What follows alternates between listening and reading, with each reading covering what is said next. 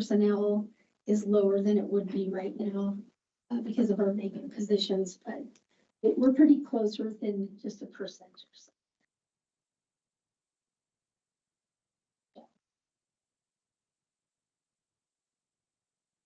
So for the month of August, we're at 1.5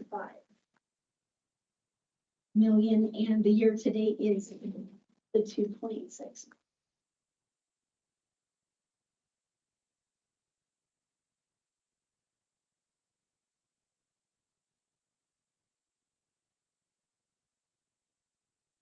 Is there any questions on the expenditures?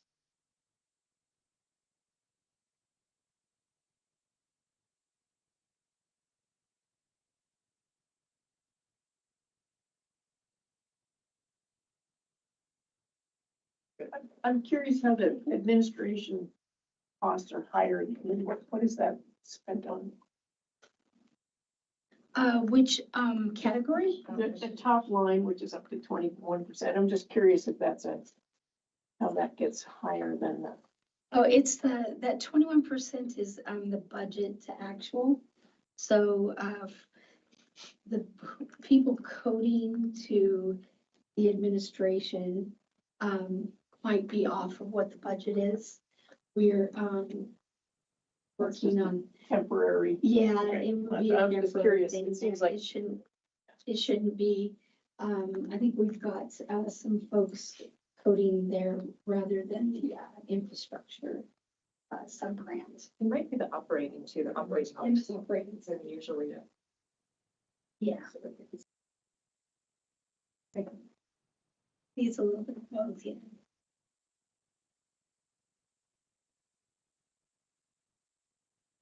I'll keep an eye on that because it's a lot. There's several of them. The 20%. that seems like one that should be pretty constant. Yeah, it should. Yeah. And purchasing software here, That makes sense. and that may be contributing to it. And is that a part a little bit to see what's contributing to it, but we can certainly look into that. Yeah. Make sure, I'll get some more detail on all the various expenditures there because that's should be just a little lower.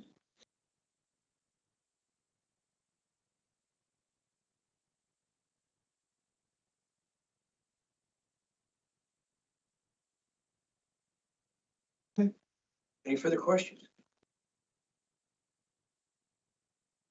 Thank you very much. Mr. Chairman.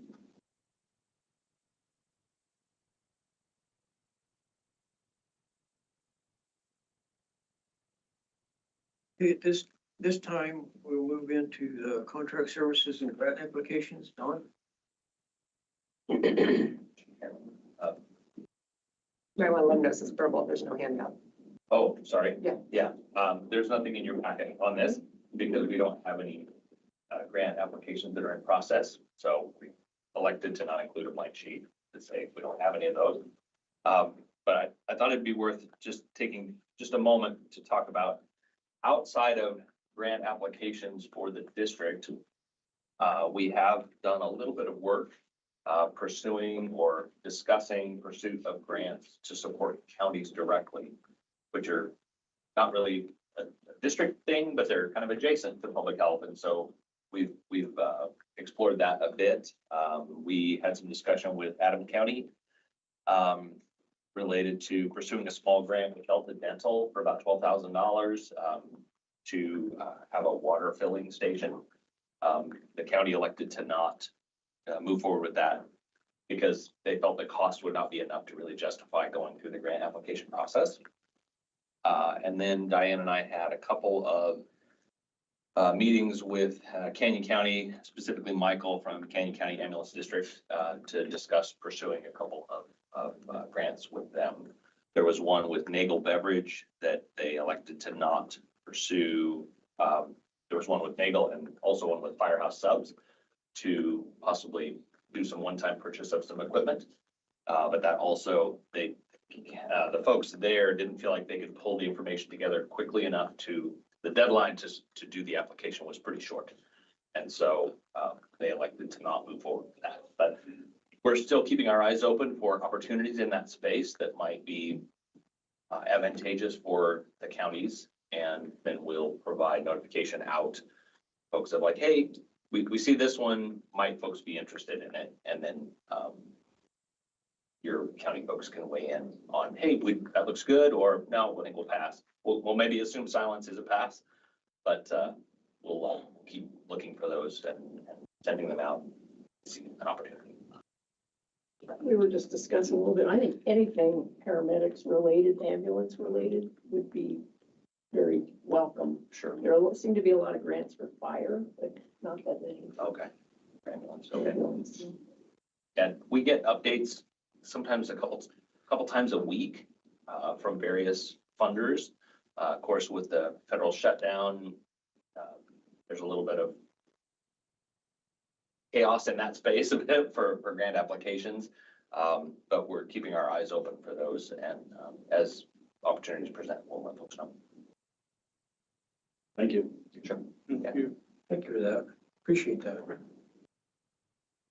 Okay, is there any more? Any questions for Don?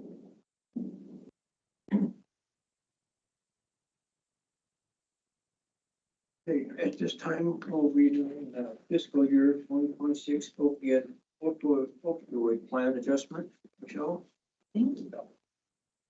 Good morning. Morning. My name is Michelle Schildhauer. I am the Behavioral Health Program Manager here at Southwest District Health. And I am coming to you today to request a reallocation of a few opioid dollars. In the spring, when we were getting ready for FY26, the behavioral health team was allotted $43,200. Colton, if you could move to page 4. Great. We were allotted $43,200 to cover certification for operating costs for the behavioral health provider and home visitors. We were lucky enough to receive 2 grants that would cover the project goals for those. So the first one, we received around $19,000 from the City of Nampa opioid funds that we are going to use for collaboration with our behavioral health provider and our medical clinic.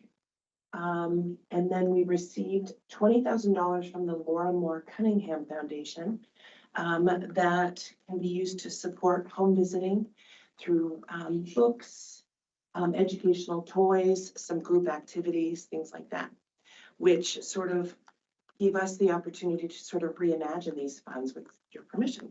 So what we'd like to do is pivot and focus on training and education for behavioral health professionals. We would like to offer training and certification to 36 master's level clinicians to become certified in trauma-focused behavioral health, trauma-focused cognitive behavioral therapy. What that is it's a modality that focuses on the treatment of children and youth ages like 3 to 18. And it helps them sort of reframe traumatic experiences and build positive coping skills to help them move forward. So we'd like to do that. That's an evidence-based practice. It's widely used around the state of Idaho. And then we'd also like to provide an opportunity for certification for 33 peer support specialists. This is also an evidence-based practice. And the research shows that this is highly effective to increase engagement in treatment. Having someone sort of walk that's been there, done that, and walk beside you when you are working through mental health treatment, substance use treatment, and the recovery rates are substantial when paired with a peer support specialist. And I think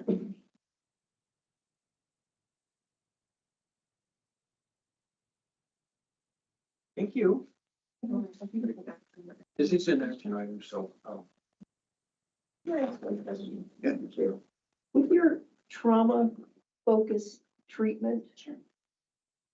I guess the reading that I've done there's a risk of focusing so much on trauma that you're kind of teaching people to be traumatized through that practice. Bringing it up again and again. Sure. Yeah, and focusing on it rather than helping them get past it Mhm. and putting it behind them. When you say it's evidence-based, how is that documented, or what kind of evidence are you Sure. getting for success? So generally what they do is they'll do some sort of pre-assessment.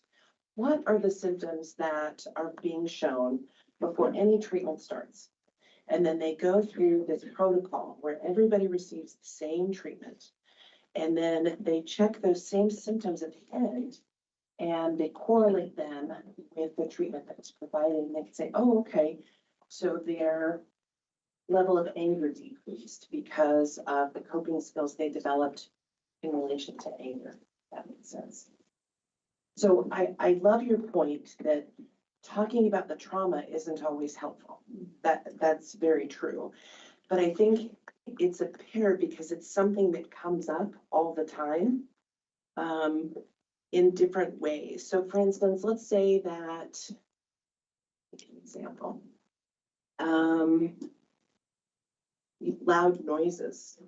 Loud noises are a part of life, but they can also be related to trauma. So you have to be able to work through your fear of loud noises in order to sort of be a productive member of society. So it's sort of not necessarily focusing on what the loud noise was. It was maybe dad eating mom. But it's actually the loud noise. Does that? Yeah, I'm a little bit suspicious of training therapists with that question in mind. But I think I think it's a good question. I think it's the end goal in mind, because I think also talking about the traumatic events can sort of take the power away also. And because a lot of times when it comes to children, they put unnecessary responsibility on themselves. And so going through them as traumatic event and sort of separating it out can help them understand that they didn't probably have the responsibility that they thought they did. Yeah, I understand that. So how are they gonna be trained? Local universities or? So it's an online certification. So they'd be trained online from a national provider. And they'd be working here in this clinic, or is Yes. it remote? or No, whatever? so the caveat to this is that they need to be able to serve individuals within District 3.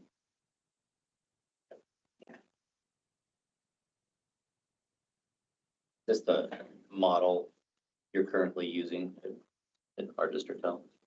Not necessarily, no. Because I don't think our current clinician isn't trained in this.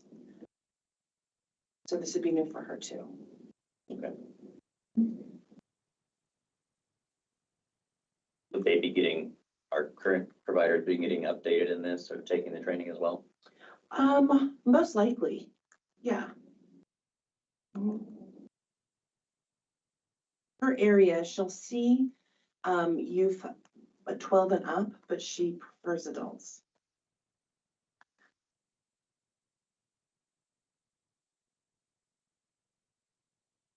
But what we're looking at is you're replacing, you're taking it out of supplies for Board of Health and providers and home visitors and moving it into this. Is that what we're trying to do? Yes. Okay. So it's the same amount. We're just looking for a reallocation. And are these two different programs, the peer support and the grant? Yes. Do you know how this cost breakout? Yes, so for the trauma focused, cognitive behavioral therapy, it's about $500. And then the peer support is about $600. Per individual? Right. Mhm. So it's about maybe kind of half and half on that. Exactly. Total. Mhm. The peer support, can you explain that? I maybe missed that. Sure. Like what it is? Yeah, Sure. So peer support is an evidence-based practice that has someone that has lived experience, whether it's mental health diagnoses, condition, or substance use. And what they do is they provide an extra level of support to the person that's going through treatment because they've sort of been there, done that. And the research shows that there's increased levels of treatment engagement.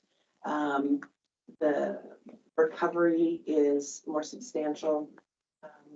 So that's what, And where do you source the people that are those people? in the community.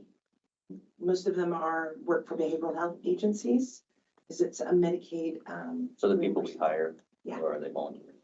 Oh, they're hired, yeah. Okay.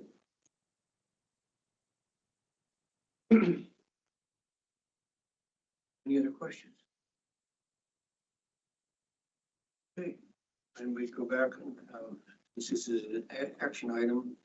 I would ask that, motion to approve bringing these funds to, no, I gotta go back on that.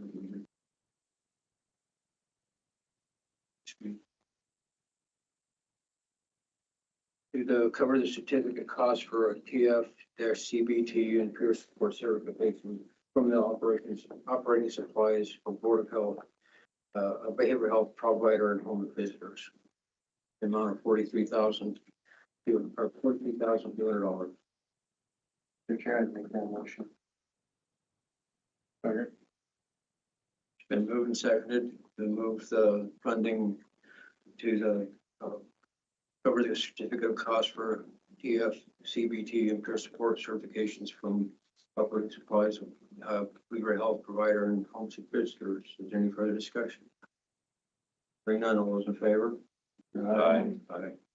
Motion carried. Thank you very much. Thank you.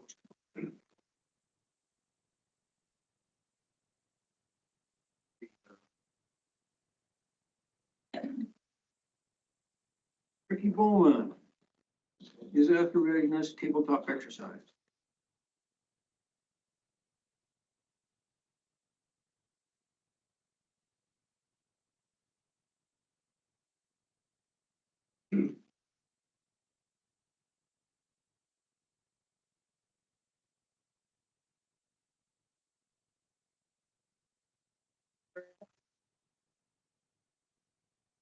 My name's Molly Smith.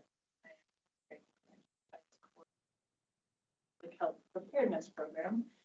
And Yeah, Ricky Bowman, so Program Manager of our Public Health Emergency Preparedness and Epidemiology Response Team. I know that's a mouthful, so we shorten it to say PEPPER. I appreciate you guys having us back. I know last year we did quite a bit of training with you all with some of the FEMA ICS training for elected officials and blended that into a tabletop exercise. And so we heard some positive reviews and thought that was a good time to come back and talk more about some natural disasters and our side on the public health end of that. all right, so some of you were here last year. We did quite extensive FEMA training on what it means to be an administrator during a disaster. And then we had a scenario where I presented a train derailment. As you're nodding, some people are new here, but we did a train derailment tabletop exercise where I had injects and we all talked through, you know, what would we do? So this presentation is going to be a lot shorter than last year. And a lot of the questions we are going to pose are not really for discussion, but we're just kind of planting those seeds for you to take back to your county and say, you know, what if this happens? What are our plans? What would we do? So we're going to navigate a flood scenario today. So think flooding when we're talking through some of this today. So we're going to talk about disasters and emergencies, the different alert messaging systems that each county has, what it looks like, an emergency responder perspective, and then what does public health emergency response, what does our lens look like when we look at a flooding scenario? Response and recovery, those kind of intersect, and we'll talk about that. Declarations and authorities. You guys familiar with declarations? Commissioners, yeah. get into that a little bit. And then public health considerations during and after a disaster. Next slide, please. So with disasters, every time I do a scenario or a disaster talk, we always say that Idaho, we're blessed and we're cursed because we don't see a lot of disasters, so we're blessed. The cursed part is we don't get to practice a lot. So it's not like we're in Florida with hurricanes and they stand up their EOC every year and they get to walk through it in a real world scenario. The disasters we're going to see here in Idaho, we're not going to have a lot of warning. So we don't get those forecasted disasters like a hurricane that a lot of us are watching right now in real time, Hurricane Melissa. I've been watching that and that's gonna have horrific consequences. So we've been watching it for days now. It's forecasted, they can prepare in advance. In Idaho, we're gonna see something like a wildfire from a lightning strike, and it's gonna be boom, it's happening now. A flood, flash flooding. Winter storms, do we predict them really well here? Yes and no. So look at the kind of storms you may see in your county, the natural disasters, and look at your plans and, you know, how much time do you have, how much preparedness are these forecasted events? Next slide, please. So how do you get the word out? These are the different emergency communication systems that each county uses. Most of the counties use AlertSense, Payette uses Code Red, and Washington County uses a different one called Notify Me. Southwest District Health, we use AlertSense. Some of you have received messages that are crafted behind my computer, and most of them are test messages. We just test the system, make sure it's working, make sure we have 100% receipt on the other end for our staff in case there is an emergency that we need to alert our staff for. But in each county, you also have your own emergency alert systems that either your 911 system, they administrate it, or your emergency manager. And I am subscribed into every single one of these as kind of a preparedness guru. I like to have situational awareness on what's going on in the counties that I serve. So I do get your notifications as well. Is there a functional difference between AlertSense and these others? I'm familiar with Code Red because that we use it. They are just different platforms that house the emergency alerting system. They have to be approved through FEMA. They have to be able to connect with the national network and be approved through them. So there's a limited number that can be subscribed by a county. I don't know all the details, but these are all approved through FEMA. But it's not like one is faster or better or something. Yeah, They send out texts and emails. Yeah, I don't think there's really much of a difference functionality wise. I mean, there may be a few bells and whistles on one that the other doesn't have, but just for the basic functionality of getting messages out, they all kind of do the same thing. Yeah. Good question. Thank you. Next slide, please. So let's talk. You missed one. You go back. Back. Okay, no, never mind. I thought, pretty sure. So I like to talk big pictures. I'm a visual learner, so I like to teach in a visual format. So let's talk about flooding. This picture on the left, this was a flood, the Teton Dam flood in 1975. So I wanted to bring like a real Idaho scenario to you guys. that is an entire city underwater. So that's what the emergency response looks like. That's what you're gonna see as county commissioners with your emergency responders, with your emergency management, and probably your county EOCs. So what does it look like from the public health lens? It's the picture on the right. That's the aftermath of the flood. So we see the flood waters recede. Then there's mold. There's things that can harm human health. There's probably debris. Next slide.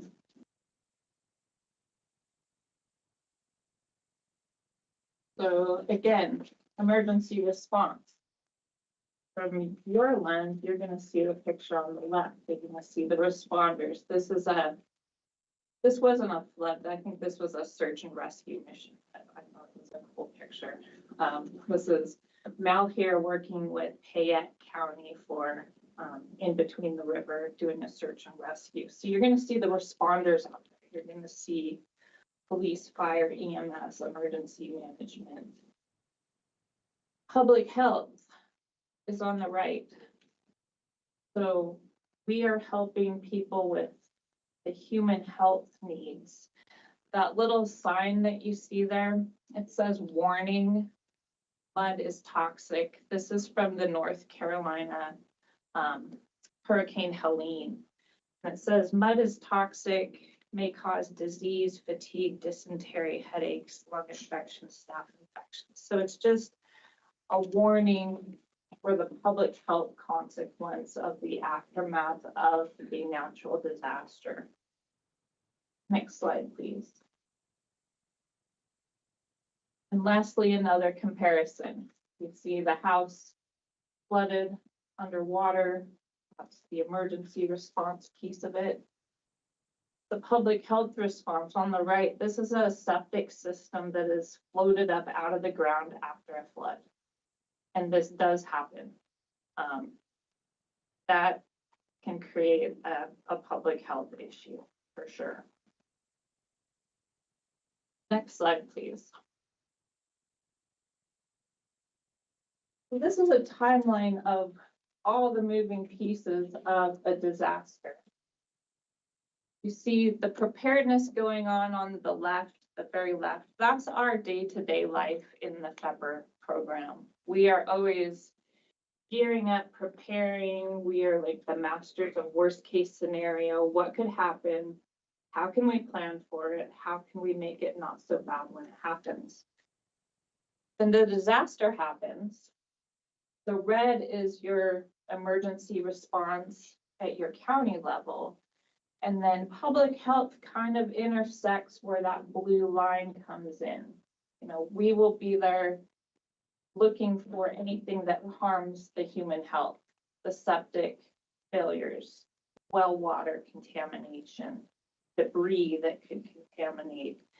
And we'll get to some of those details at the very end. So with this slide, look at that left side, the preparedness, and then the disaster. I'm going to show you another visual in the next slide. So we're going to kind of separate these two. So next slide, please. The circle on the left is the preparedness continuum. So this is what we do all day, every day in the FEPR program. And Ricky will elaborate a little bit on that, how we plan have activities for that. Yeah, so what we decided, and this was about last year, because I really wanted to be more dialed in to the everyday events of what's going on around us.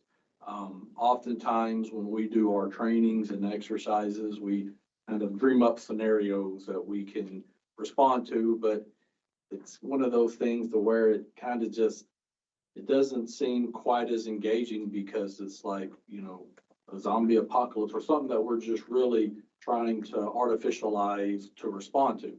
So what we've decided to do is really break down our calendar year to what we call FEPR seasons and really dial in and monitor those everyday things that are happening. So for example, I'll go through the seasons. So from October to March, that's our respiratory season. That's when we're going to be dialed into respiratory illnesses. And what does that look like for schools, long-term care facilities, vulnerable populations? When we get into April and August, we're looking at enteric season. So all of those bacteria that are living in the water, things that are really causing gastroenteric illnesses. That can look anything like E. coli, salmonella, those different things. When we get into March and June, and what we're talking about now, that's more into flooding. So we're, really dialed into what those public health impacts look like from a flood. And then from November to February, kind of break that into the extreme weather piece.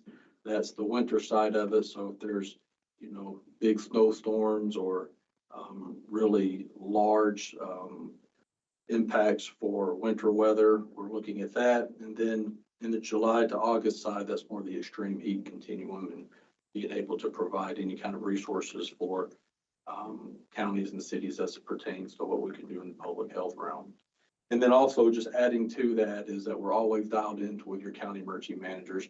We've decided to really key in on these seasons, and we're developing monthly incident action reports that really allow for us the monitoring, situational awareness, those resources that will be available, the actions that we will take. So that's really helped us to really get into the idea of these things can happen, and we're going to always be prepared. We're always going to have an incident action plan that we can respond. That can be a seamless transition, whether that's coordinating with the county EOC, moving our resources into the county, or being able to support other agencies. So it's been really successful in the sense that it's really engaged us to dial into those public health impacts of things that go around us every day. Yeah. So yeah, that's the preparedness cycle. That's everyday life. So when the disaster happens, when the flood happens, the circle on the right is the disaster management cycle. So you see the orangish color arrow, that's the preparedness cycle we just came from, always preparing. Disaster happens, then we go into response mode. So that's what your emergency managers will do, set up their EOC, go into response mode, look at what needs to be done, create objectives, have an incident commander, open the EOC. Yeah. Next slide. When a disaster like this happens, declarations are usually talked about. This is an example of a Canyon County declaration that was I think it was a microburst, a windstorm. Zach's shaking his head. You remember that one? Yep. Yep. So the authorities that the commissioners have, they can have an emergency declaration declared, and that's by the Board of County Commissioners. And that usually has money behind it. So what that does is it opens up those funding streams to be able to respond quickly in an emergency without all the red tape and those financial hurdles that we normally have with government. And then with public health, we can't declare an emergency declaration, but what our level is we can declare outbreaks, which aren't tied to money. They just are tied to resources and kind of amping up awareness. Want to elaborate on that?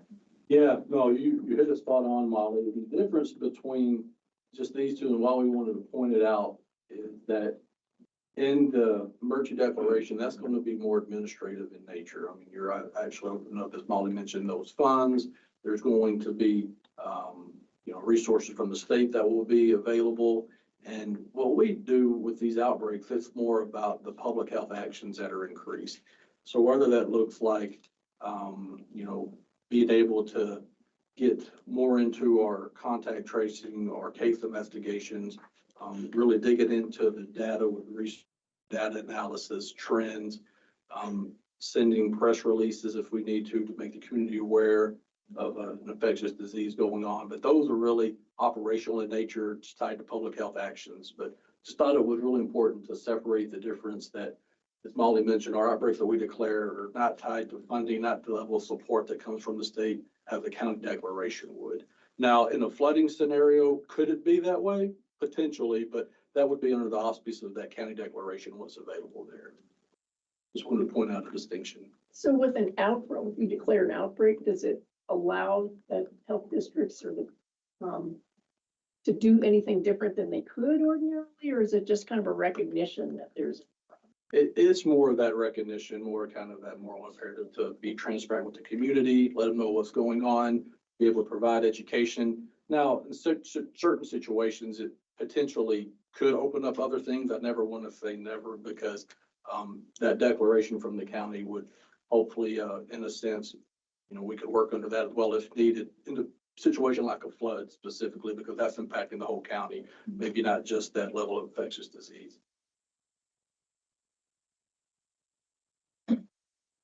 Next slide. So continuing on the authority, focus on the bottom half of this at first, the public safety piece. So quarantine and public safety.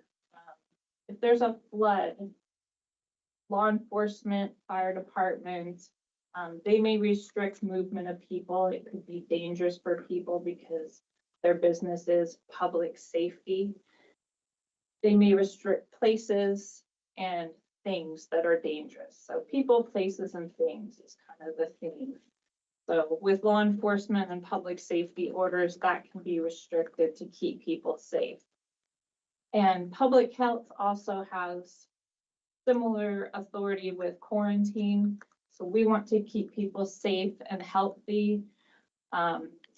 If there's highly infectious disease, there's the people piece of it. Places, we'll get into that with the flooding here. Places can be quarantined until they come back into compliance if there's something unhealthy, mold, debris, things that are not healthy for people to be in a certain place, or things. So that debris is something that's dangerous for human health. You want to elaborate on IDAPA or any piece of that, Ricky? I think that you touched on it really well, Molly, in the sense that with the, any kind of quarantine or isolation that we would be doing, we would be working directly with Ben and Nikki and then, the board, just to make sure that that was the right thing to do. And so, just nothing that would just come out of the ordinary willy-nilly. It's all methodical, all thought out on what's best for the public in that regard.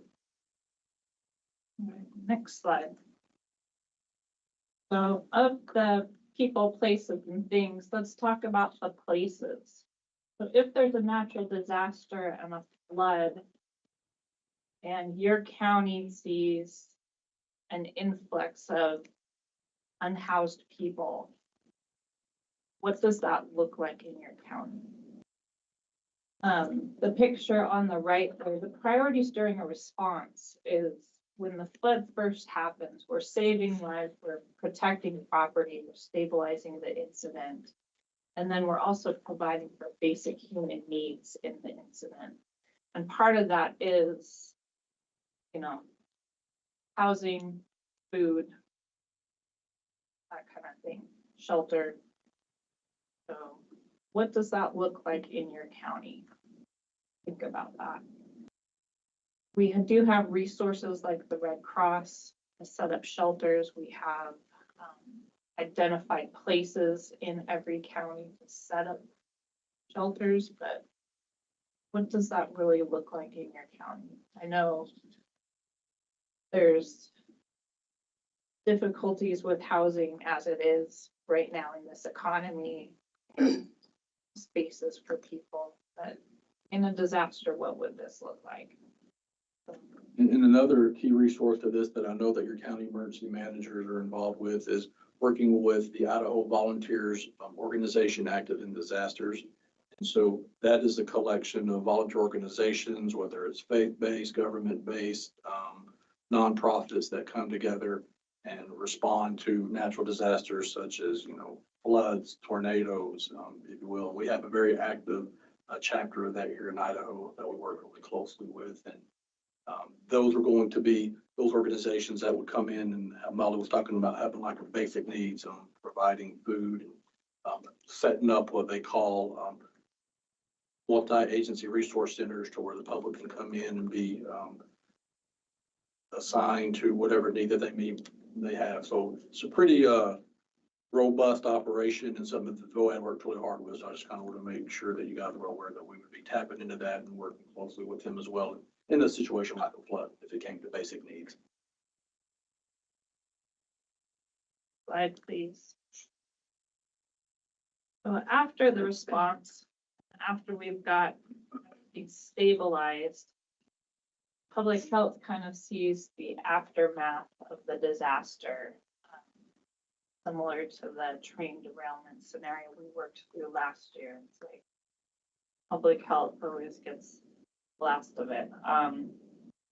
Environmental health, we're gonna see a lot of well water testing, so an uptick in well water testing, and we have had a real world scenario almost 10 years ago here in Canyon County where we did a lot of well water testing for a subdivision that was flooded. We did extra septic system checks. I believe we waived the testing fees for that community at the time, and we expedited those tests.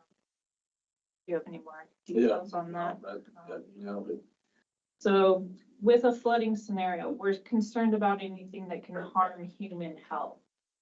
That's going to be from the septic system failures, the well water contamination, and hazardous debris. So our environmental health staff will be busy after a flood. That will probably strain our resources. And then from the epidemiology side, if we do have people who are contaminated with different diseases from the well water, septic, those kind of failures, they're going to be doing more disease investigations. It could strain that staff. And also we'd be looking at mosquito-borne diseases. So if a flood's going to happen, it's probably going to happen in the spring after the snow melts and the rivers, rise and all the water runoff, or during the spring and fall when we get those big storms and flash flooding scenarios, which can happen. That's where we're going to see water go up, water go down, and then water will pool, which makes that perfect mosquito breeding. And then mosquito-borne diseases. And then our hospital systems. That's something we kind of keep tabs on, is our bed space in hospital, what kind of surge capacity do they have? And a lot of our hospitals are near capacity at all times. So with a flood, our hospital systems could see people who are injured from the initial flood, from debris or the rising water, different aspects of that, the response. And then afterwards, with any public health issues, from mold growing in their house to mosquito-borne disease to the enteric diseases from septic and well water failures. Yeah, and then to point out too, the hospital system stress, that could also look like a impact for them internally. What if a hospital's are flooded? What would that be for evacuations, movement to another site? There's just a lot of different moving pieces there to, be thinking about during a large scale flood. Next slide. Next week, November 7th, we are doing a conference with all of our partners, including hospital partners, emergency managers, police, EMS, fire, hospital infection preventionist. Hospital, that, Yeah. mosquito abatement. So we're having a conference here with all of those partners that would all collectively maybe respond to an incident like this. And we're gonna run through a more in-depth public health tabletop exercise with those partners. So I know each county, all of your emergency managers are invited, all of our hospital partners are invited. So we will be hosting that and going more in the weeds of what does that look like for each role that each partner plays. It will be good, and you guys are welcome to come as well. Not the invite. Yeah. But yeah, any questions? Yeah, question. Yeah. How do you prepare or plan for the, what would probably be our greatest resource during a natural disaster, which is kind of citizens who are willing to serve, have resources, skills, that come to bear, and, and just historically, we know this is, people are, willing to come and help, and then sometimes that comes in, becomes a contention point with public health or authorities. Do you have a plan for when there's a disaster, how you can organize or help or bring those people to, Yeah. anything you guys plan on for that? Absolutely, and that's a great question because we saw that during, the events of 9/11. Really, at ground zero, you had this flooding of this, just human staffing resource that just wanted to do the patriotic thing and go and help and support. But that, in reality, was creating maybe another emergency within itself because who are these people? Are they, let's say maybe another terrorist? I mean, how are they vetted? How do we know they are who they are with it? How do we know they are who they say they are? So no, that's a great question.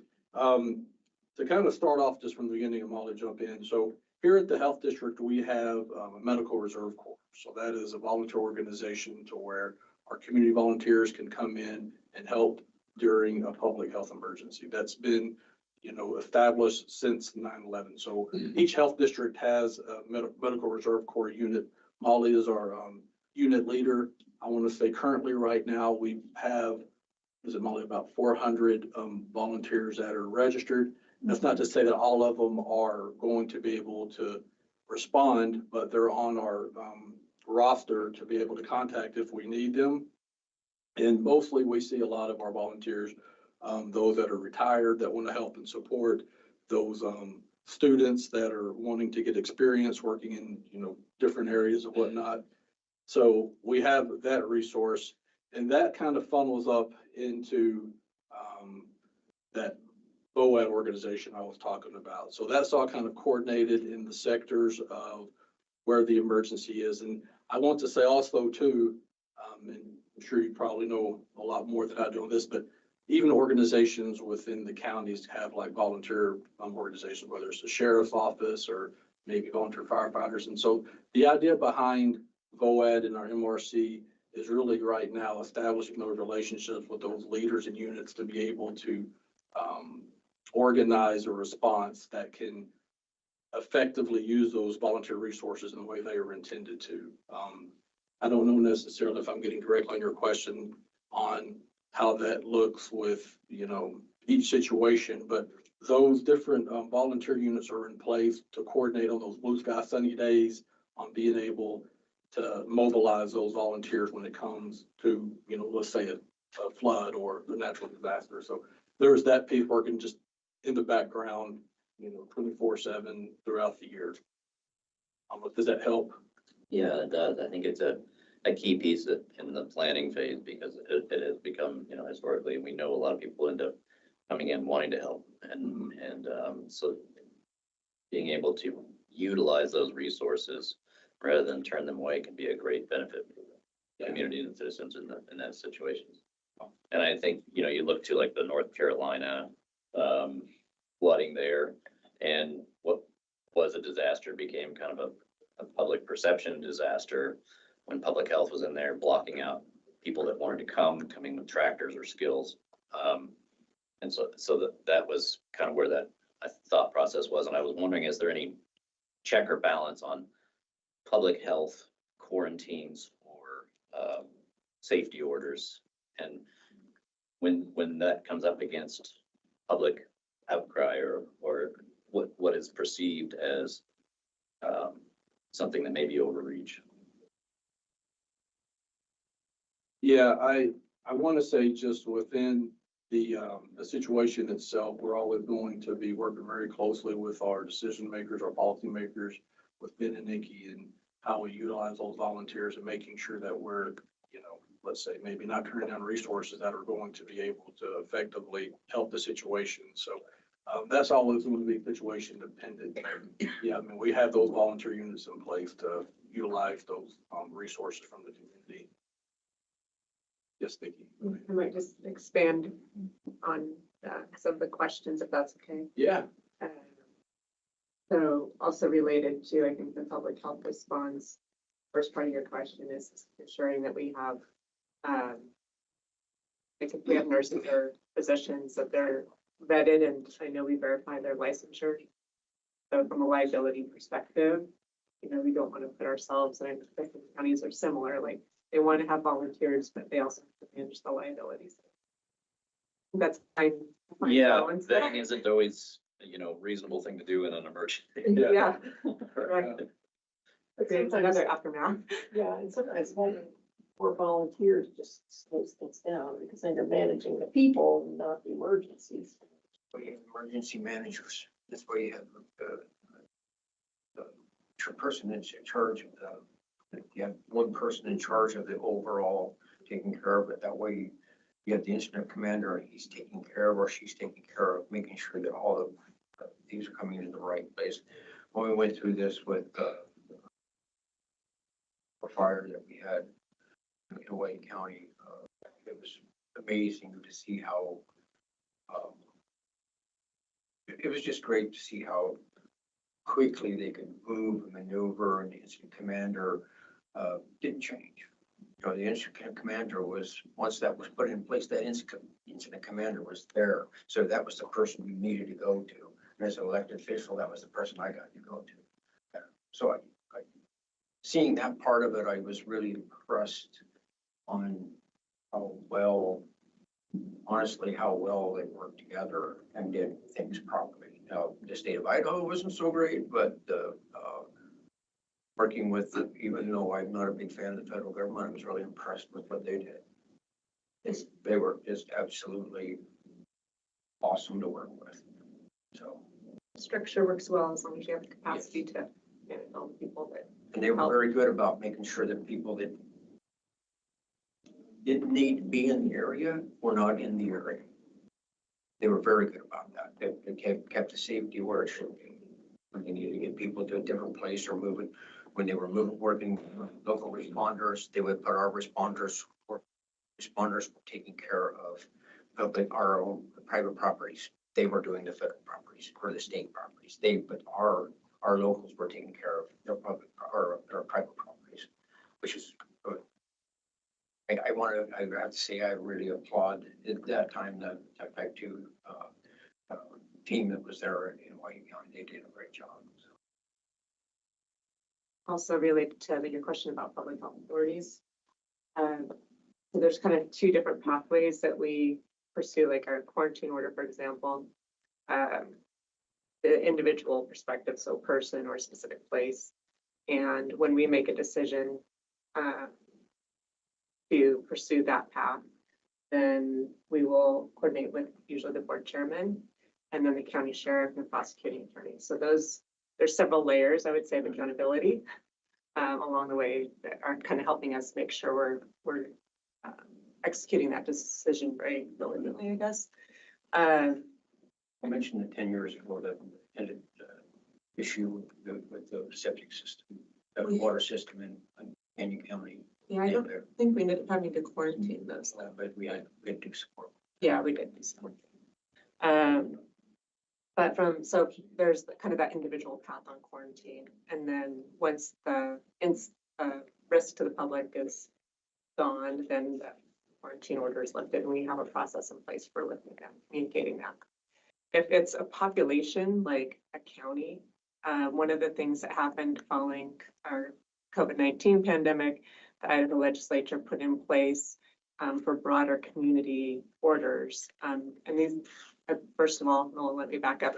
Community order would be issued by the Board of Health, not necessarily by the director. So bigger decision, I feel like. And then that board order then is kind of kicked over to the county, and the county has to basically okay that order. I think it's like after 6 days, maybe I'd have to pull out the statute to look at it. So, Um, Yeah, and then, and continue that on, and it kind of somehow between the Board of Health and the Board of County Commissioners. We haven't actually had to test this yet. This is what it is. So, so that's another example of where there's kind of checks and balances in the process. Yeah, thank you. And who's in charge of enforcement if we decide that there's a quarantine? Who enforces that? Sheriff, Sure. as a county. If they choose to. That's a whole nother thing. Another check and Yeah, balance. exactly. Yeah. Yeah, they with the county prosecutor, when it comes to that, so, Sure, you know, I'm not going to. Yeah. Yeah. Elected official. Sure. yes. I have a question.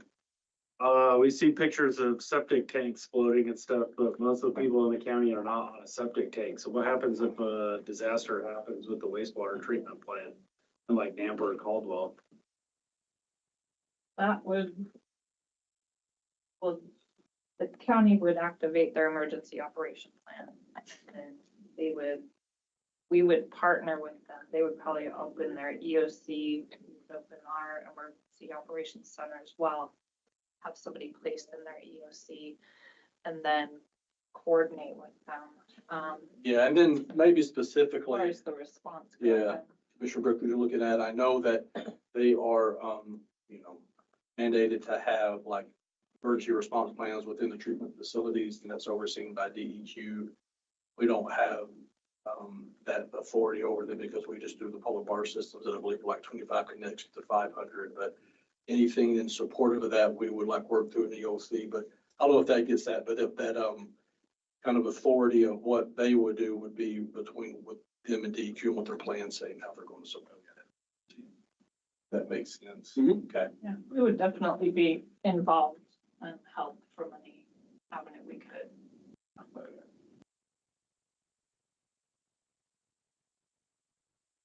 Thank you, everyone. Really appreciate it. Thank you. Thank you. Thank you. Any further discussion? Evening's fine. It's fine. They got that guy.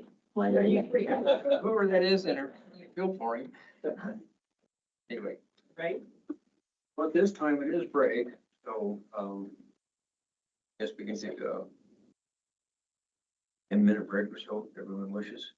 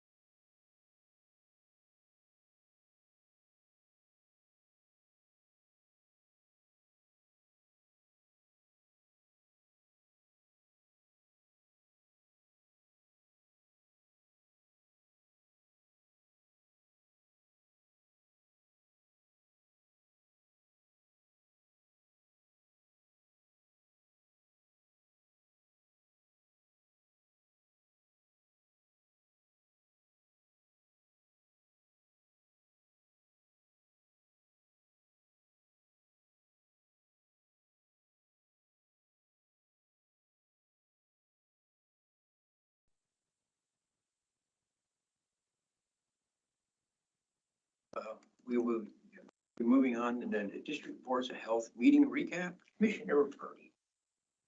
Okay, so the bummer that most of you were not there. I'm sorry. Really good. I was not there. I was under that. All right, well, you're forgiven. All of you are anyway. So the first day is pretty much was the day that I arranged with the speakers, and then Nikki and Katrina pretty much put the entire second day together on the business meeting. They both went fairly well. The second day was a bit of a rodeo because it's like herding cats to get all the comments and stuff together on a couple of the issues on the resolutions, but I think it went really well. The speakers that we had on Wednesday turned out awesome. One of them was Karen Brook, and I met her. She is originally from California, but she wrote this book, Safe Behaviors, Safe Behaviors, Strange Behavior, which is a guide for youth to identify unsafe behavior and prevent exploitation, trafficking, and abuse. And she did a great job. She's had been abused and when she was a child, and so she has kind of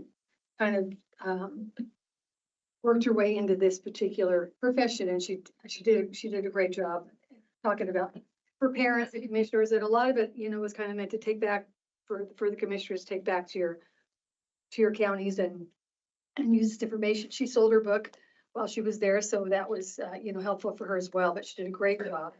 The second speaker was Laura Bolton, and Laura Bolton is kind of, I think right now, the spearhead of changing the way schools operate when it comes to bullying and sexual abuse, pedophiles and teachers in our schools, and trying to change what's going on there and getting them out for one thing. But one thing that was noticed, I had a couple legislators that I asked to come, and you ask yourself this question because they travel around from school to school.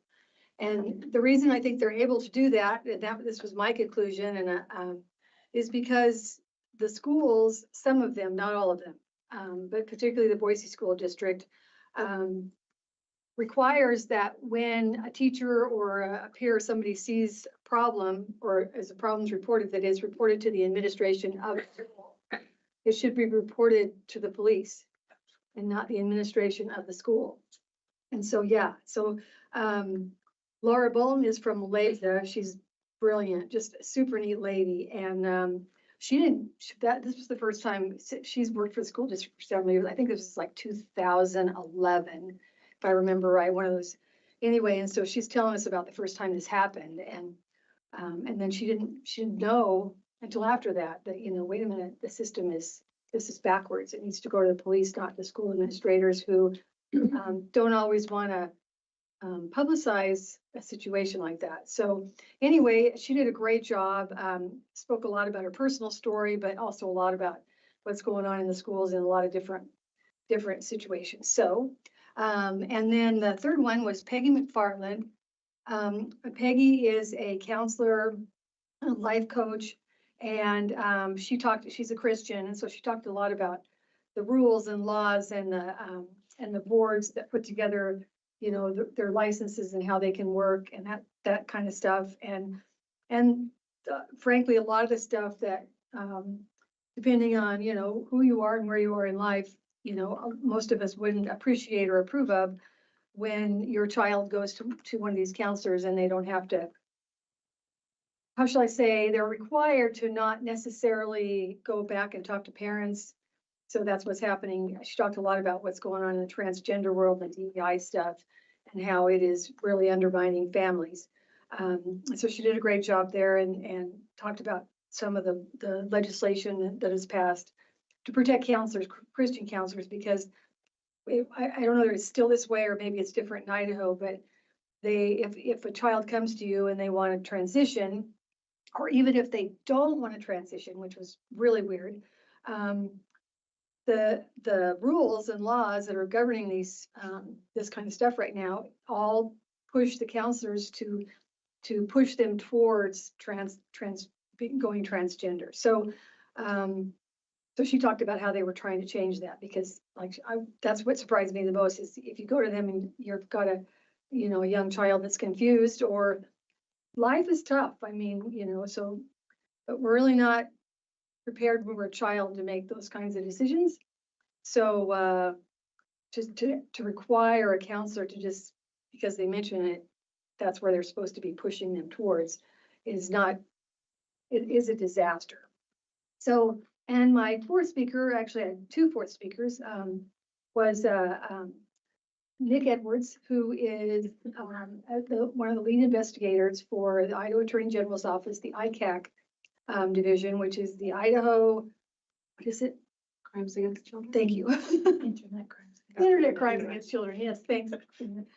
Anyway, and he was great. He did a wonderful job, talked about a lot about what's going on in the AG's office and how they're getting that changed and the model that they work under and how it's kind of evolved. And he has different states that are constantly calling them, asking them how they put it together because they have like units all over Idaho. So, we don't, and a lot of counties that kind of work together on it, but we don't have one in our county and I wish we did, but, that was really neat to learn that. So I was thinking about, I asked him afterwards, I said, maybe there's a couple counties like the smaller ones, like I don't think you guys have one in Washington County. Yeah. Like Washington County and Idaho or Adams County that could kind of work together. Some of it's funded. Would you start to say something? Sorry. Commission public health. Don't we share one from, is it from Payac County? I thought It's located. Do they have one in Payette? I thought we had something like that. I was thinking along your line though, too. Yeah, he said there are 4 or 5 of them scattered around the state. Yeah, there's But one. it's internet too, Yeah. so it's kind of universal. They can catch them wherever they are. Yeah, They can- but a lot of them are like sting operations that they set up, you know, to actually catch them, you know, in the act or trying to recruit a child or something like that too. So, but yeah, it was pretty interesting, the whole thing. He did a great job. And then, Lauren Lane, who's also from the AG's office, brought in her, they called it a therapy dog, but what he really does is, sniff out electronics. Mm. So pedophiles, a lot of times they've got thumb drives and phones. And when they're, about to be busted, they take them and hide them. And he said that this dog can find them even in the mud or, you know, deep in the water or wherever they search them out. That was amazing.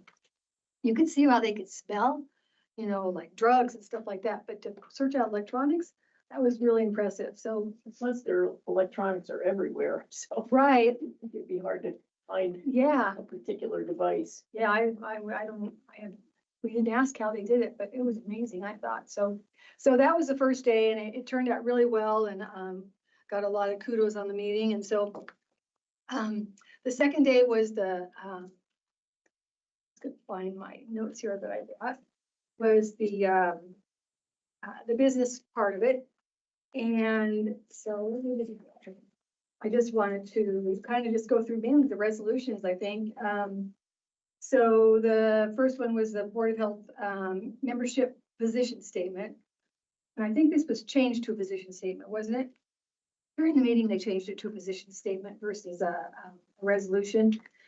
And Russ Duke presented a position statement stating that IADPH members do not support making changes to require that only elected officials can be appointed to the Board of Health.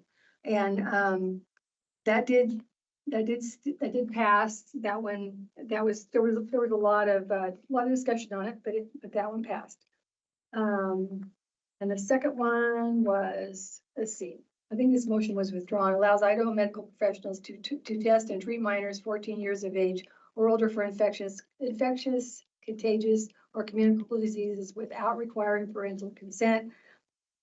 And this one did fail. And there was a lot of discussion from a lot of different people, but in the end, I think what they really want to do was clarify the law that was passed last year. So the way it was written, a lot of the members thought it was slanted a little bit.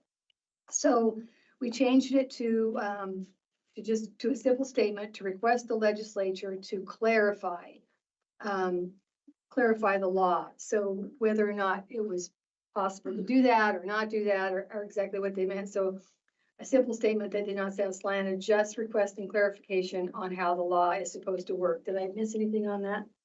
No, I think you summarized it well. Yeah.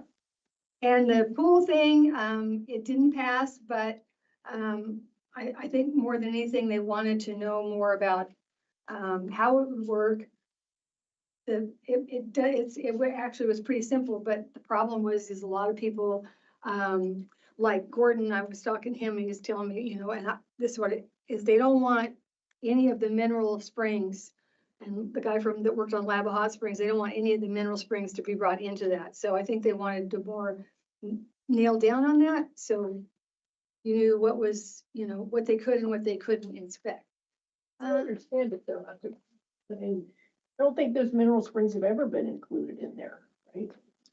They could easily be excluded, I would think. Yeah, Like in the map that we adopted, or the city of Nampa adopted, it excludes, I don't know if they have any, but it doesn't include. And that was something that we discussed as an organization, and the state made that decision, and we felt that there wasn't good epidemiological evidence to really justify inspecting them.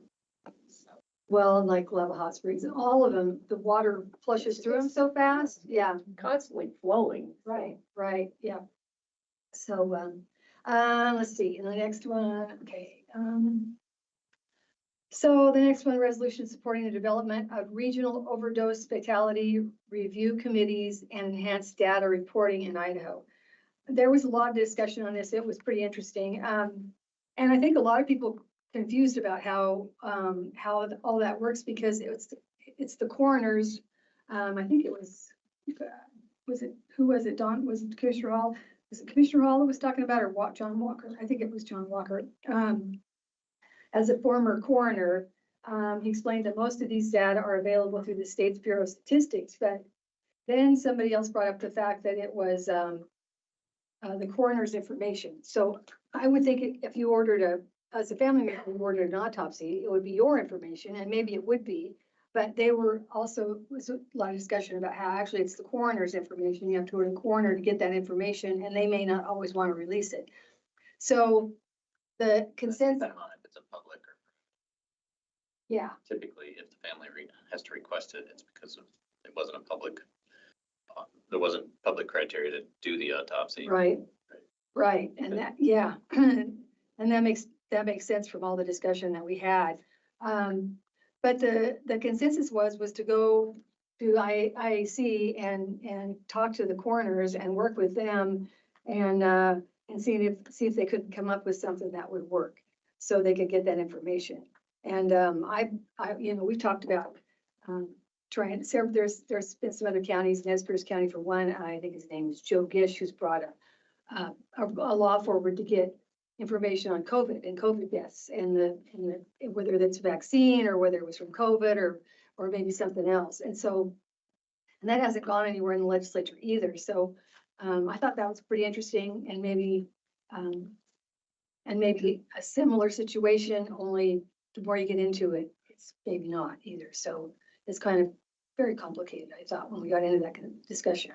Well, not every death most of them don't get an autopsy. Well, and I think the coroner, I may be my death here, but I think the coroner can declare the cause of death. Right. An overdose, and it doesn't ever go to an autopsy. right. If it's very clear that that's what happened, and then not all coroners enter that data. That's just not required that it's entered into the state system. So, Well, and I don't remember who it was, but you might, and you probably do, Nikki, was one of the commissioners. Well, it was actually, so there's the guy sitting in the back, tall, and he's from Eastern Idaho. He was a police officer. I don't remember his name. It'll come back to me. But anyway, I'm pretty sure it's written in the minutes here somewhere. Is it, no, his name was Vaughn Rasmussen? No? Anyhow, he brought up that they do a lot of autopsies in their county. And so he said, so we have all these drug deaths, but they're all in our county, but they know that the drugs are coming in and they're going to several counties around. But he goes, but the deaths stop at the county line. So the point is, yeah, these guys aren't doing autopsies. They don't have any information at all. Autopsies are very expensive. Yes, yeah, So, yeah, they are. But it would seem like, and I don't know, I don't have, it's kind of the wild, wild west. Yeah. you know, and there's- that's the way, Certain criteria, and then there's certain discretion by the coroner. Yeah. And, so if there's a questionable cause, you know, if it's not clear cut, if it is clear cut and everybody seems to agree, then, you know, that's not a Yeah. problem. Yeah. Last legislative session, though, a lot of education requirements were passed for coroners. I think. Yeah, I think the coroners are really stepping up because there was that report that showed that there was. Yeah, it's a wild one. So I Yeah. think it is moving in that direction, and it makes sense to me that the coroners should, can maybe take this on. well, you can run for coroner and you don't have to have any kind of medical background at all. Our coroner is a nurse practitioner, but she doesn't do the autopsies. I mean, Shipping to Boise, they ship them all to Boise. So, and a lot of times it's a mortician that's the coroner. yeah, yeah, and, you know, they probably do a better job than most. 'Cause-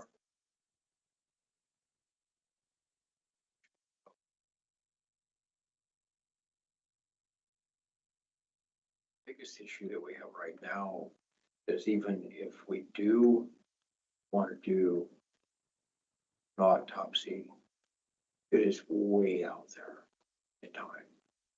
There is just so much demand right now in the Treasure Valley because we've exploded in growth and haven't kept up with anything else. And we are sometimes years out on getting back the information. And families get really, really ticked off when that happens. I know because I deal with it all the time. Because supposedly he's not getting the information, so I call him up, we talk about it, and then I hear no more. So, but it, you know, it is a lot of times that he can't get the information back on the autopsy, so he's stuck. And the family's sitting over here, we want some, you know, we want some finalization. They can't even get any finalization. And it's all stuck because it's stuck in the autopsy in Boise or in Canyon County, because that's the only places that we have available. So it's very difficult, you know, when you have a population explode like we do, and now we have all this other stuff coming in. Makes it, we're not set up for it right now.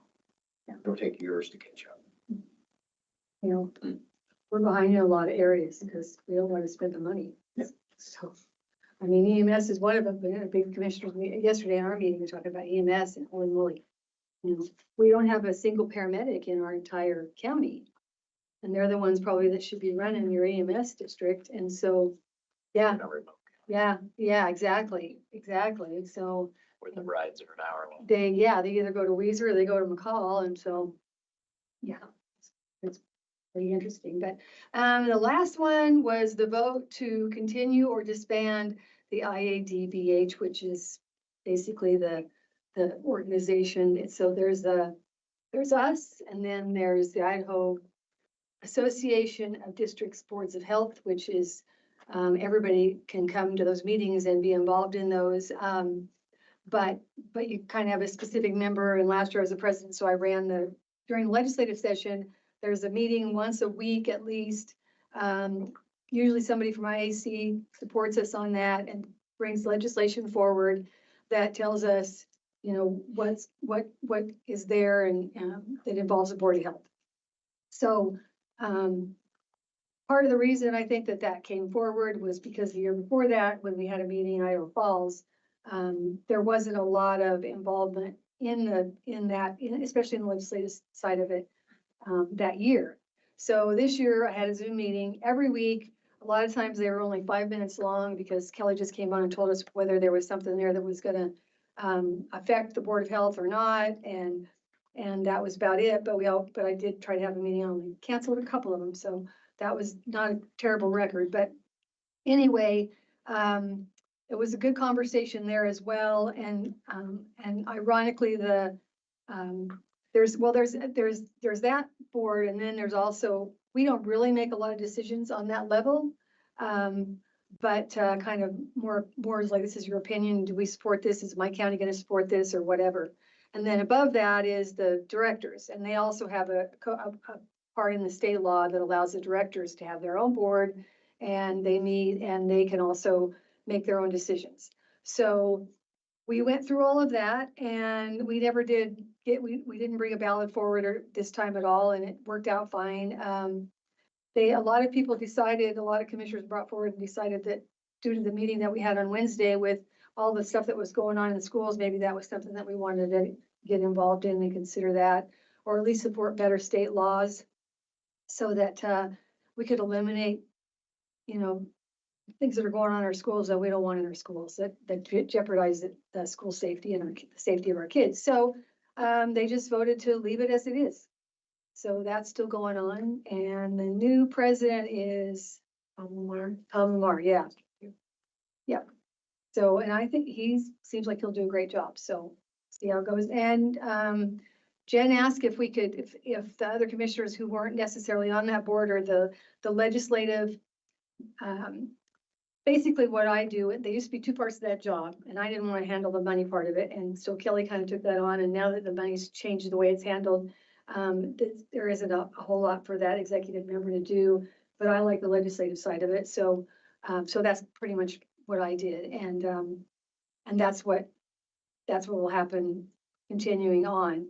So, but Jen brought up the fact that wanted to know if the other commissioners on the other boards could join those Zoom calls, and there's no reason why they couldn't. So, except for you just wouldn't want it to be on a Zoom call, it could turn into a bigger rodeo than we had down there for a couple of those resolutions. Finally, I had to say, okay, you guys have to like go through the chair here, which worked a little bit, calmed it down a little bit, but yeah. So anyway, that's where we ended up. Did I miss anything? Do you guys want to ask any questions or? President Paul, but they're not, the school teachers aren't mandated reporters. They are. Everybody in it. Everybody in Idaho is a mandated reporter, but they depends on who you reported to. So that was the thing. And we thought we needed some more education on that because some school districts require that you go to the superintendent or the principal or, you know. So the law's not clear that the law enforcement has to be notified? No, I don't think it is because that was brought up and Representative Boyle and Tammy Nichols was there. And so Senator Nichols, and so was Senator Carlson. And so if that, I mean. Is there anything in the works to change that? I think they all were pretty concerned about that, making sure that is not ever happens again. Because that just allows it to continue. And I know of a situation, and I'm sure I'm not the only one of a teacher that was accused. And given the background that I'm aware of, I mean, there wasn't really a lot of doubt. But the problem is the school district will do investigation. But if they stop the investigation, they finish the investigation, then it doesn't go anywhere. And I don't even know if it does go anywhere and the teacher or the coach or whoever resigns. But when it comes to criminal activity, the school shouldn't be responsible for Exactly, investigations. exactly. We were all pretty shocked, but that's how they're able to go from school to school to school or state to state to state. That's what that one particular instance that she presented was a coach or whatever. That sometimes they just swept it under the rug and they stayed right in the same school system Yeah. and it went on again.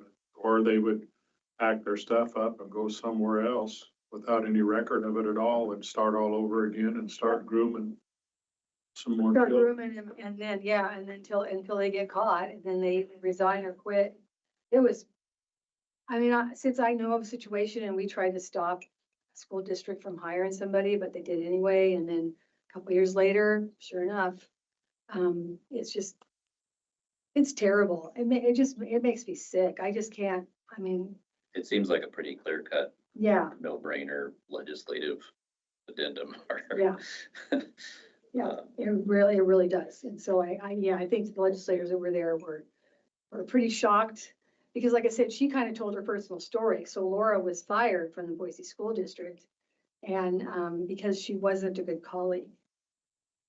So she ended up suing them and she won and she's like, she's a really neat lady, extremely, I wouldn't say ambitious, I would say energetic. And she just, And she's a math teacher. And, being someone who was never great in math, but I liked it, I just never had really great teachers until I was in high school.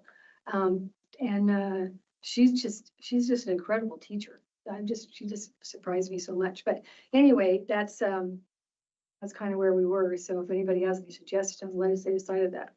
But that was kind of the consensus of the board too, is we can support that stuff. We can get that stuff changed. So, okay, that's where we are. So, Two things. I think you might have skipped over one of the resolutions that Maggie Mann had for clinic services that we oh, were gonna, I did. we I were did. gonna switch to I think the boards were gonna switch to a position statement, but it was kind of a different resolution. I thought that was the first one, so maybe I missed, yeah. I think it was actually the last, with, in the order of the minutes. So I printed these off on my printer and I had the little slide thing shoved in so all the pages went everywhere. So yeah, I always need page numbers on my, let's see here, what was it? It's the last one. Oh. Can I have it? That's how. Well, I could try to do it. from Oh, memory. that is the budget. Go ahead.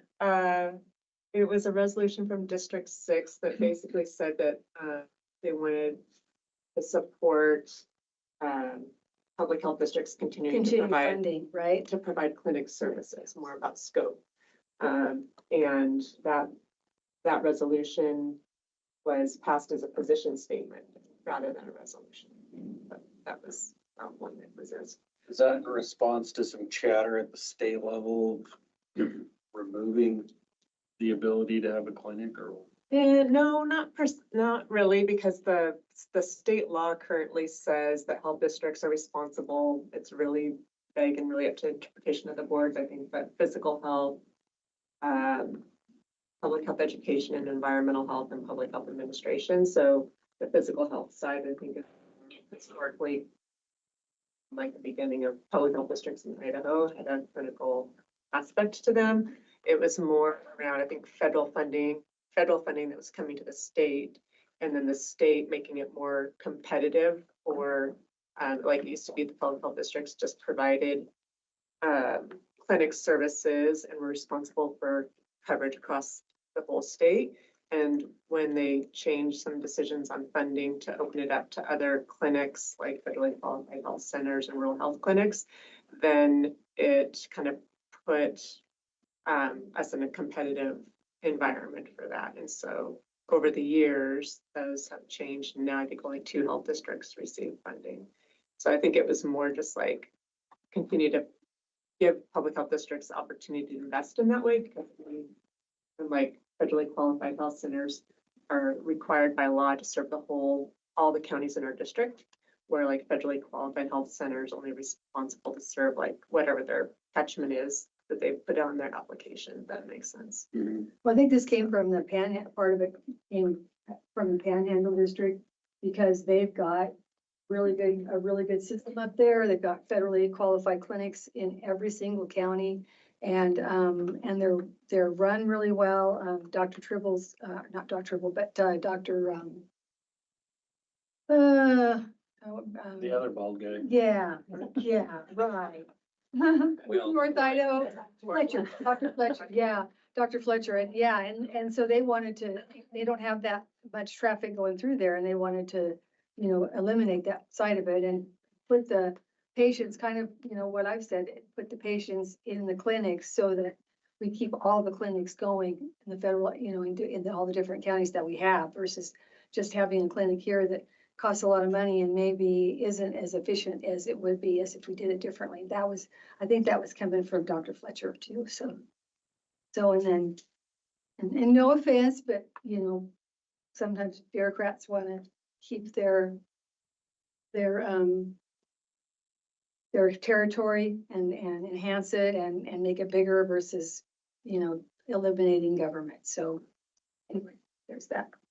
No offense, Steve, but I think we'd be better off if we were pushing it to all our own clinics. But anyway, So I think that's it. Do I miss anything else? I have one thing I just wanted to clarify on the Idaho Association of Health District Directors.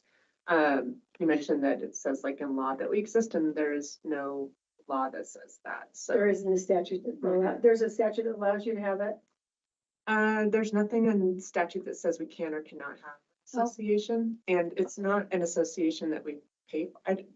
I'll be honest, I don't know what the history of the association is. It's just when you became a director, you're now in this association. And we don't pay for it. One of those historical. We just have like 2 meetings. We meet like twice a month virtually, and and we try to collaborate. And aside from that, we will like review agreements that the 7 districts share with other entities like the state controller's office and things like that. But we don't really have so much power as you indicated. In fact, we have like 0 as an association. So I just wanted to clarify that. Okay. Everybody heard it. The other thing I would add about the Association of District Boards of Health, there actually was consensus that the association should be more involved. Right. And get more representation rather than less. We're thinking about expanding. So Well, there's- yeah, there was. So it's just a matter of getting people to get on the calls or. That's all well and good. It's always that way, but then when you have those, how many show up? Right, well, That's there's, the issue. yeah, there is that, but there's also, I guess, the question of IAC representation, whether, and that came up at the one meeting I went to a couple of years ago, is whether or not we should be paying for lobbying, basically, from IAC. And there was a lot of contention about that, but this meeting seemed to feel that we should be maybe looking. That didn't come up financially, whether or not something we should support, but that was kind of the indication to me. It was included in the budget, both for IAC support or other lobbying, because sometimes the boards of health don't necessarily align with IAC or IAC's priorities. So I think that would be something great for the executive council in the upcoming year to really tackle. And then there was also talk about the public health work group that IAC is going to be leading, and how those might be in communication with the executive council is kind of how I interpreted that for the next year too. And there is a lot of, I mean, they maybe don't always align, but there's a lot of overlap and expertise. If IAC represents counties. Yeah. anyway. Yeah. That's true. It's good to have them at the table.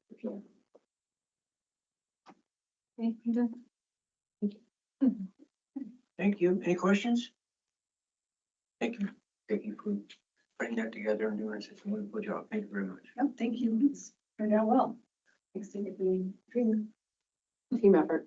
Okay, any questions, anything further with that? Okay, next on the agenda is Clearwater Financial Situation Analysis Reports, Clearwater Financial Staff. You guys might want to roll your chairs up to the table. Gonna say, where would you like us to? Or you can stand, but you might, chairs might be more.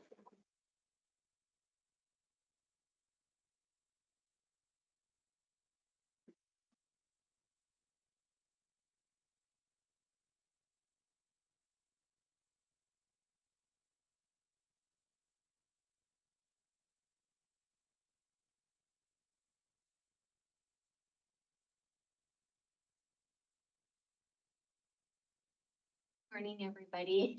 Morning. Hi, great to be with you today.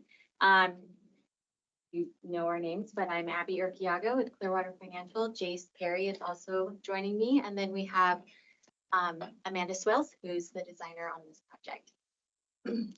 We're going to start by going through a few different reports that we've conducted for the district, and then Amanda is planning to speak about emerging themes, and then she'll follow that up with a subsequent presentation, likely in December. We had originally thought about November, but with the board's schedule, just with the holiday, it's a pretty quick turnaround for her to get things ready and get them over to you guys. So, okay, anything you want to say before we start? Okay, so we can go ahead. Yeah, start here. So what you have in your packets are 3 different reports. You have a survey summary report, an external stakeholder report and an internal stakeholder summary report. And this is reflective of just of three different perspectives to help represent the community voice as part of the district's master facilities plan. The intent is to not maybe look at them as separate reports, but to look at them in a more cohesive manner to where we're finding areas where they intersect and then areas where there are gaps in maybe feedback from one to another. So the results help to directly inform the MFP and then help guide the district in its future decision-making as it moves forward. So this just gives you an overview of the purpose of each of these, and then we'll go into that a little bit more as we move through the different. Next slide, please. You can go one more slide. So here we go. So with the external stakeholder summary, we started with a list of 50. The district has a lot of partnerships. And when we're looking at external stakeholders, this is more the organizational, collaborative partnership representation of the community. That is the voice of who we connected with. And we spoke with them to talk about how they intersect with the district, services that they believe are valuable, areas of duplication if they exist, what they're noticing in their community as needs. Each of these interviews were about 45 minutes to an hour. We have representation from each of the 6 counties within the district in these reports. You can see here the different sections of the region that we were able to touch. And then kind of a little bit of a list of what we covered as part of our interview questions. So if you're looking at the report, you'll notice that the report is following the thematic themes from the interview questions. So we try to align it that way. Something that is not in the report is identification by county, and that's intentional. The stakeholders, whether internal or external, we kept them anonymous. And because of representation, not necessarily disparities, but Canyon County had a large representation because it's the largest county in the district. Some of those smaller counties had fewer or maybe a singular representative. And so responses, if they were broken out that way, would be very identifiable. And that's not the point of the stakeholder summary. So you won't see that as part of the report. But it does, the feedback that's in the report helps to reflect the community level and system level perspectives of how the district is operating, what's working well and where gaps might exist. Something else that comes out of this, and you'll kind of come to the report too, another advantage of this process is opportunities for potential partnerships. So each of these stakeholders, as we talk to them, there's some of them are already interacting regularly with the district in various capacities, but planted the seed and have conversations about how could they potentially partner with the district in this master facility planning process and solutions. So those will, I guess, seeds were planted, and as we get into solutions and outcomes in the end, there may be opportunities through some of these stakeholders to include them in the long term. So the reports do include different recommendations suggested by the stakeholders that you can read through and see. We'll touch on them briefly in our presentation, but they'll also be woven into the final report that we provide that is the master facility plan. So you'll have that component in it as well. But you will, if you read through the report, stakeholders were very generous in their suggestions for ways that the district might accomplish some of the items that they recognize as real opportunities that might not be present right now in terms of district service provision, communication, things like that. Okay, so we'll go on to the next slide, please. So this slide is covering a few different areas of the stakeholder interview questions. So perception, awareness, service needs, and then facilities and growth. The single most consistent theme was limited public awareness of the Southwest District Health's role. So the external stakeholders talked a lot about their intersection with the district in a regulatory role. And they would like to see that move towards some potential community involvement and partnership and offerings of services.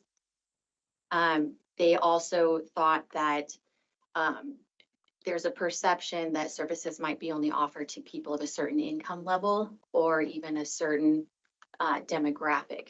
And so broadening that awareness and understanding in the community, they felt would be a real asset for the district to provide. But the lack of awareness really came through as a barrier to trust in what the district is providing and how it's providing those services. Some stakeholders encouraged more proactive communication, not just regulatory, but community events, expanding school partnerships, or highlighting different success stories that the district has. And then in terms of needs, transportation came through, and we'll talk about that a little bit more. Expanded and consistent clinic hours. So not just at the Caldwell site, but the satellite offices as well, making sure the community and those partners in those communities are aware of when the district is available and what's being offered. You know, it was noted that having somebody available in an outer site once or twice a month wasn't necessarily providing the access that the residents would need or expect in terms of getting their needs met. And then talking more about broader health education. So outside of WIC or immunizations, which the district is very widely known for, but more of that comprehensive health approach to residents in the community who might need that sliding scale offering in different pieces like that. Facilities and growth. What we had noted, if you recall the demographic report, the district was looking at by 2030 a 23%, a little bit more than that, increase in its population. So going up to about 373,000 people in the next few years. And that lines out with some concerns that came through about growth overwhelming the facilities and the capabilities of what the district is able to provide, especially in these rural communities. And we do have that broken out by county, but the dating and sizing, some of those issues emerged for those outer clinics and the satellite offices in comparison to the Caldwell office, which is newer, more modern, and can accommodate quite a bit more with very consistent hours. So that disparity there came through from our external stakeholders as part of this process. And Oh, go ahead. so with the service needs, behavioral mental health is the #1 unmet need. Is that pretty universal across all the counties? It came through across the counties and across all three mechanisms of public input. So we do still have our citizens committee, which is separate from this, but they'll also have an input into this final report. But the behavioral and mental health came through very strongly from the survey, internal stakeholders and externally. And it was, across the county. We don't have it broken out in the report for external stakeholders by county, but it did come through loud and clear as the most consistently named theme. Is it like drug abuse, or is it, are people seriously mentally ill, just? It came across as mental support typically for youth and, underage population. What came through from these providers is that they're seeing a real need in this next generation for mental and emotional health support, and how can they access that. It came through as an unmet need that they're seeing in their own organizations, but then also in their communities and then the people that they're serving. Jace, would you have anything to add? No? Or no? Yeah, you covered it, yeah. Intermingled with law enforcement too. So a lot of those people ending up in law enforcement instead of mental health. Yes, absolutely. Any other questions about this slide? We can go to the next slide. Group partnerships and performance opportunities, and then some future-oriented themes. Partnerships were a clear strength, especially with hospitals, schools, and nonprofits. But stakeholders did say they want to see Southwest District move from a consultant partner to a type of co-lead on public health initiatives. And what we've gathered is that since 2020 and since COVID, there's been a decline in trust in the district's offerings and wanting to see that return and see the district as more of a leader in these initiatives for public health. Several mentioned interest in shared or flexible spaces with the district. So whether that's a co-location, whether that's the district owns a facility and rents out space, or there's community events held, but having more of that interaction and accessibility to help broaden awareness about what the district is providing and the services that it has, but also to help whatever that other organization happens to be achieve their goals as well. So mutual benefit to engagement in the community in, making its residents more informed about what's available in terms of health accessibility and services provided by the district outside of what it's very well known for, WIC, environmental health, and then immunizations. Opportunities that came through these interviews were also just transportation. Depending on which community we're in, whether it was Caldwell or any of the smaller rural counties, transportation is a barrier to access, and it has to do with either the location or people aren't able to drive and they're walking, or where they need to go in terms of accessing a particular service. So if they have water that they need tested, is that something that there's been confusion about if they should go to their local office, maybe in Weiser or in Emmett, or if they're actually supposed to be meeting somebody somewhere. So it just, transportation is its own kind of beast, but it's its own standalone barrier that was noted as a hindrance to accessibility.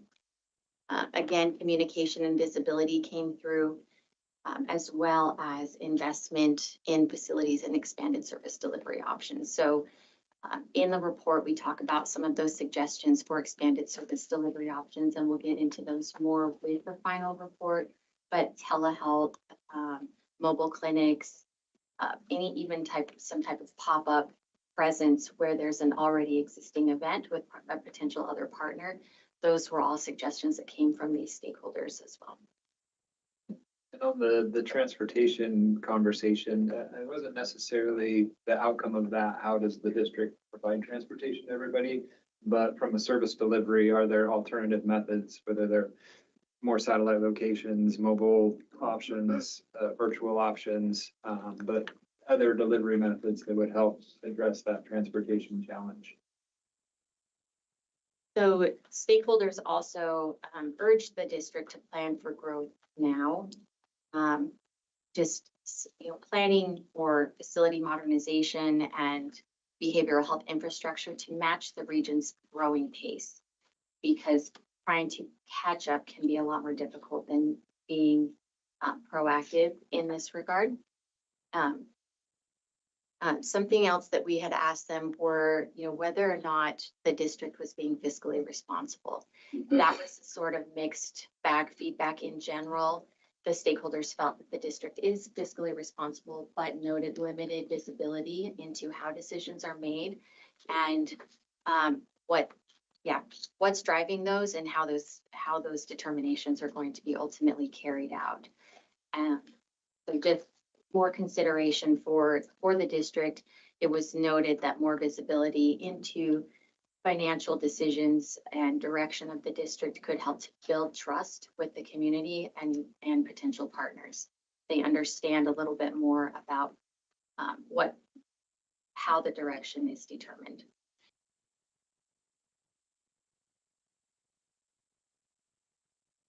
Okay, are there any questions about the external stakeholder summary?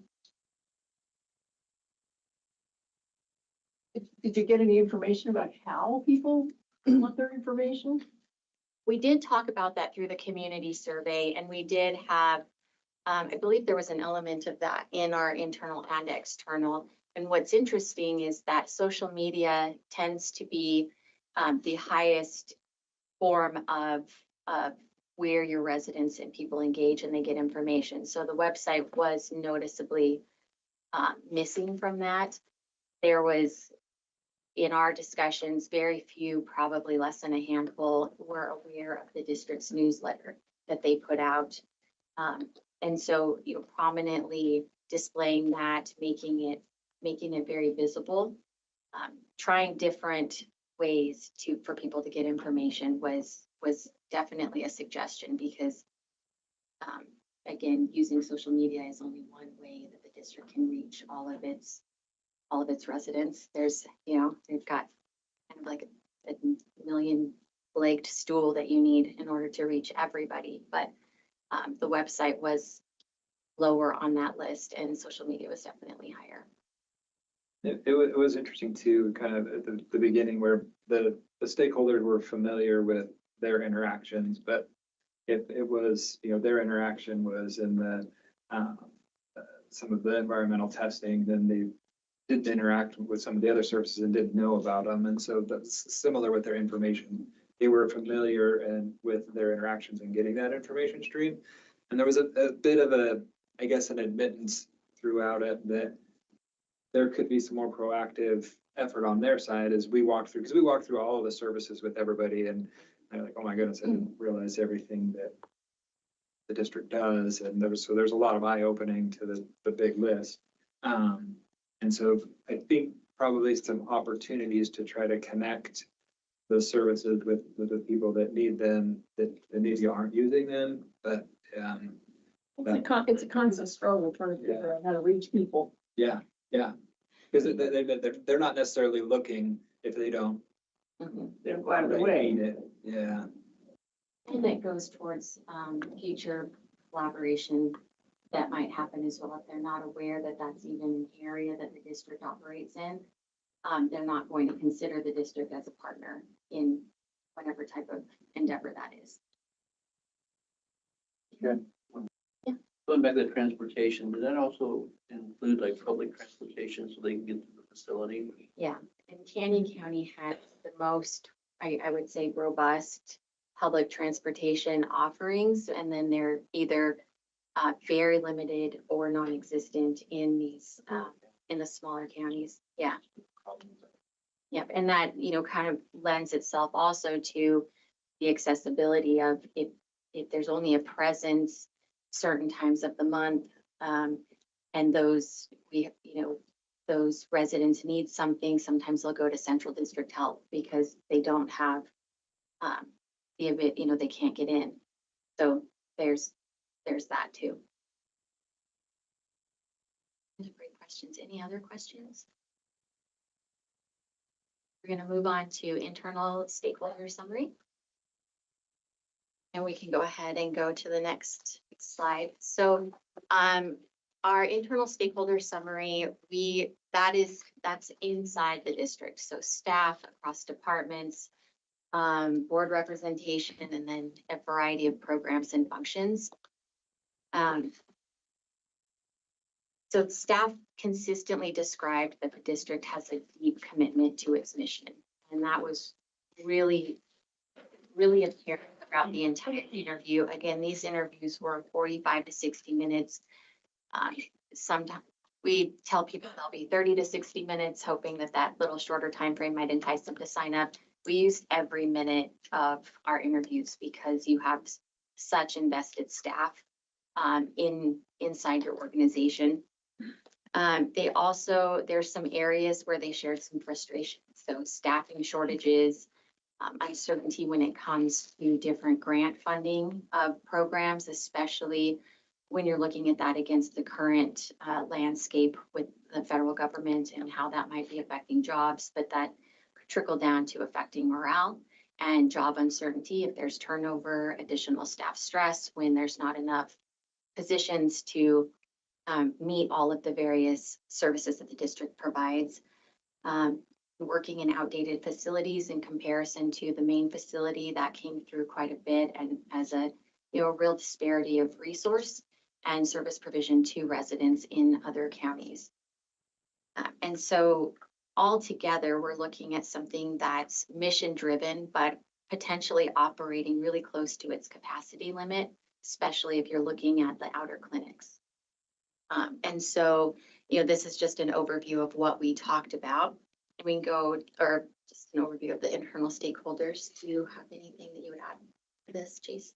Yeah, again, this was also, confidential interviews and in the process that we talked to them, the same with the external interviews too. We told them, hey, be honest, the district wants to get your open feedback so that we can learn from that and take that and use that in decision-making going forward. So as we set the premise with each of these conversations and sat down with them, that was kind of the overarching theme to encourage them to share your feelings, and then we'll collaborate with us all together and get the information to you as a board, and then to help us as a consultancy to inform facility decisions. Next slide, please. So on this slide, we're walking through operations and resources, facilities and technology, and then communication and culture. So some of the things we just talked about, staffing shortages and turnover, are affecting morale and confidence in the district's directions and operations. There's the reliance on grant funding that again raises that uncertainty. And again, with the outer clinics versus the main clinic, having to kind of stretch those resources or not having the same access or ability to provide service, that came up, as well as having fewer staff at those outer clinics in terms of providing that. And then staff was very complimentary of the partnerships with the counties and the schools. We really appreciate those and find a lot of value in those. But the partnerships on the other side aren't compensation for instances of inadequate staffing or long-term facility needs. And then when we're looking at facilities and technology, the limited space, privacy or accessibility, if there's not an exam room, or there is an exam room, but there's not privacy in that exam room, or if they're walking through private places to get to their area of exam, or resources there to adequately store the medicine that they need, or the supplies that they need. There's deterioration of the facility that is impacting staff as well. And then, go I ahead. was just saying, those is the outer facilities. Those comments weren't necessarily for this facility, but the outer facility. And the comment that did come through that we talked about with the leadership team before our presentation was that this building is awesome. It's got great modernization. However, with the growth that's coming to Canyon County, that's a consideration for, is this the best configuration? Is this the best way to provide the services? Is this the best, physical location, not just building? And so that came through. This is a desired building, but to also keep in mind and be cognizant of the growth that's happening in Canyon County. And then communication and culture. Communication came through in all three areas where it might be missing or perceived as missing, or feel that it's not quite complete in terms of what's happening at a leadership level, at a district level, and then in between departments. So increased collaboration there, and maybe some sharing of responsibilities, because again, it came through with this that staff might not be aware of what other departments actually do within the district, even though they work for the district. So they're very informed about where they're working, but in terms of awareness for those other departments, that is an area where it could be an opportunity to improve. So yeah, we touched on the collaboration and team culture, and then the long-term direction. Is there anything that you would add to this? Are there any questions about this slide?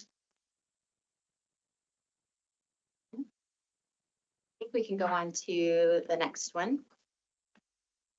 Service delivery, leadership, and future priorities.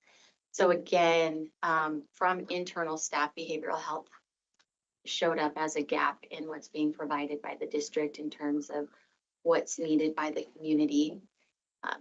The challenges of reaching the rural populations, whether that be an on-site presence or consistency in hours, or making those rural communities aware of what's being provided and what's available.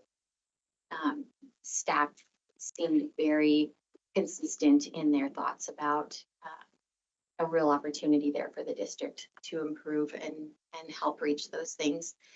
Again, the increased access to and awareness of the services and programs.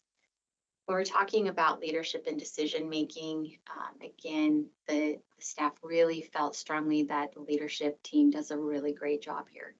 They felt, you know, the leadership team is open and receptive.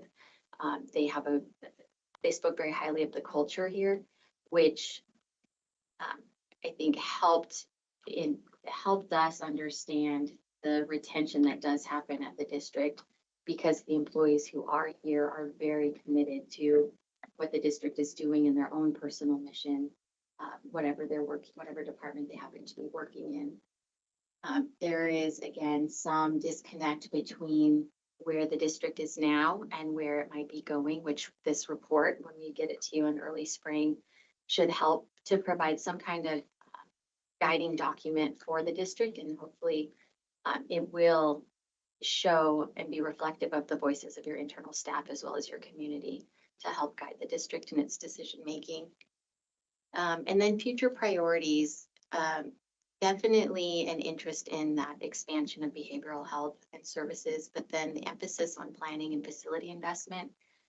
If staff understand that there's a plan to address the outer clinics and the satellite offices, and maybe bring them more up to what the expectation would be to provide service in that building and what the community anticipates to receive when they're walking into those clinics. It's a real opportunity for the district to consider as well. Any other thoughts? Just one other thing for both the internal and the external stakeholders were very grateful for the opportunity to provide feedback. So I guess extend that gratitude to the board for allowing them to provide some insight, give some feedback and thoughts. So I'm grateful. One of the things we shared with the leadership team is, they have a very willing staff who they were ready to step up and speak to us. And I don't even know if we needed to tell them everything was on this, because they were really eager to share the areas of strength for the district, but also just some considerations from being boots on the ground, the things that they see. Any questions about the internal stakeholder? I think we can move on to the next slide. So on the facility survey summary, we spoke with, as of the time of this report, it was 394 responses over the entire 6 counties of the district. Predominantly was filled out by women, and then with diverse income levels. And the purpose was just to capture the public experience at Southwest District Health Facilities and Services. So this is really the public facing piece of this, and the piece of community input that we're going over right now. So what frustrates them, what they value, what they would like to see change or appear. But really it's about that end user experience of the district. And so I will note that there were 3 responses that we received in Spanish, and that's something we covered with the leadership team as well, that the majority of responses were in English. So considering the size of Canyon County, the demographic, there might be some opportunity to revisit that, and as the district moves forward, consider how it might reach those Spanish-speaking population of its counties. And how did you solicit the responses? Yeah, that's a great question. So we had a press release that went out. The district did social media posts. They put it in their newsletter. They have another outlet called News You Can Use that was also, it was featured there. They had some presence at some local farmers markets and events where they had a display. But the survey responses, were, I think, I don't know, the residents were reached in, through a variety of channels. And so I think this ended up being 0.13% of the district's population. Were our community health action teams also involved in getting some of them? There was talk about doing that and then kind of partnering with schools, because there's a location at the Marsing hub, in Marsing at the hub. And we know that Norm was open to sharing that around, but I think the timing of us getting in with a meeting with them and then being able to facilitate that, because it needed to all go through the chat team. I think logistically, the timing, it didn't work out. So that first part of this slide talks about participation and representation. The most used and top service needs were the well water testing, septic systems, and immunizations, and then WIC, food safety, and even the fit and fall proof classes.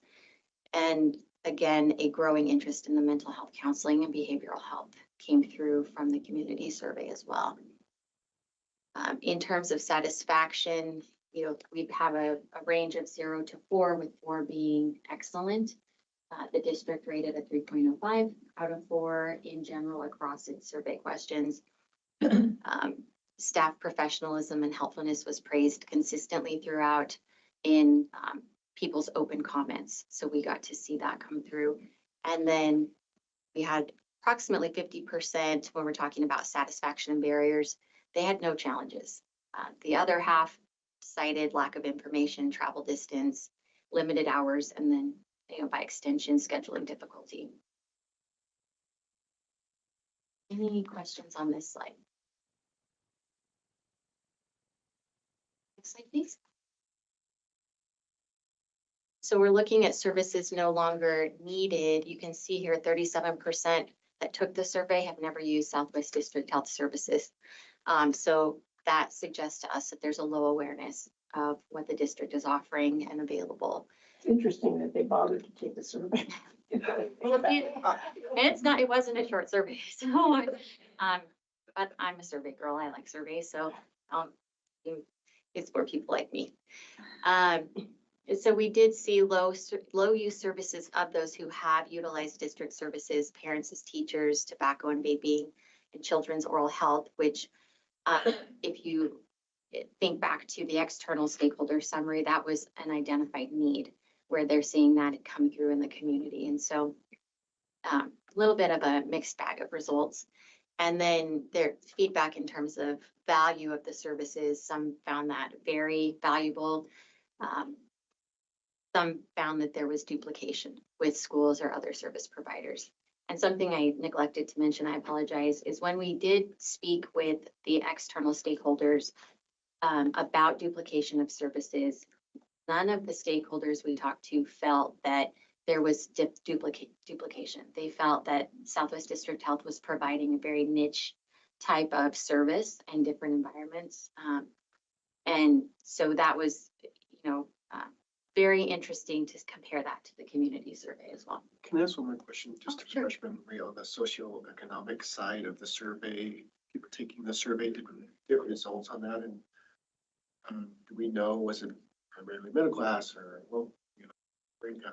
Yeah, so in the report, and I actually don't have it in front of me, but I think that you have it in your packet. It does break down that it was predominantly white, and the income level was actually, was it 100,000? Was it the average? I don't remember that exactly. So it does have. But it is broken down. Okay. There's several different demographic questions that were asked in the survey, so you can kind of see Age, location. response. Yeah. In terms of missing services, again, mental health counseling is coming through, youth programs came through pretty strongly. Affordable preventative care, so screenings and wellness, things that they might not be, the community might not be aware is provided by the district, or lack of awareness about the sliding scale fee option that the district offers. Even calls for urgent or primary care access in rural areas. Again, the oral health, especially for children, and then suggestions for those mobile clinics and telehealth to help alleviate some of those travel barriers that are happening in the community. So different offerings there. And then when we moved on to facilities, so this is split, we'll get into the outer clinics in the next slide. About 50% of the respondents have actually visited a site. So kind of telling about awareness and what they may or may not know is happening with the district. Most noted at the Caldwell site, no major facility issues except travel distance, a perception of limited hours, or lack of information. Go to the next slide, please. In terms of the rural facilities, that had the low overall usage, about 10 to 12% had visited Emmett, Payette, Weiser. Emmett was rated fair to good. Payette was mixed ratings with, it has a little bit more of a limited parking situation there. And Weiser had the lowest ratings. Parking was at 2.2 out of 4. And most of the respondents that had visited that noted the outdated interior and outer part of the facility. The satellite and specialty sites, so very low usage of WIC only sites. And this is just from survey respondents, not the actual traffic that's happening. This is just the perception and the responses from the survey. It was about under 3% had visited any of those. The ratings varied, and that's kind of expected if you haven't been there. Mobile clinics had only been used by about 3.7% of respondents, but had a very high average rating as well. Awareness and communication. So out of the respondents, 37% rely on social media. I think that's something that we've seen across the board with our different clients is, a predominance of using social media to gather information and as an official source.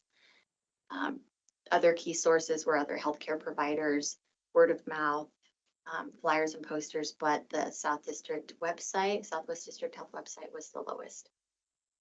And, we didn't collect any additional feedback about that.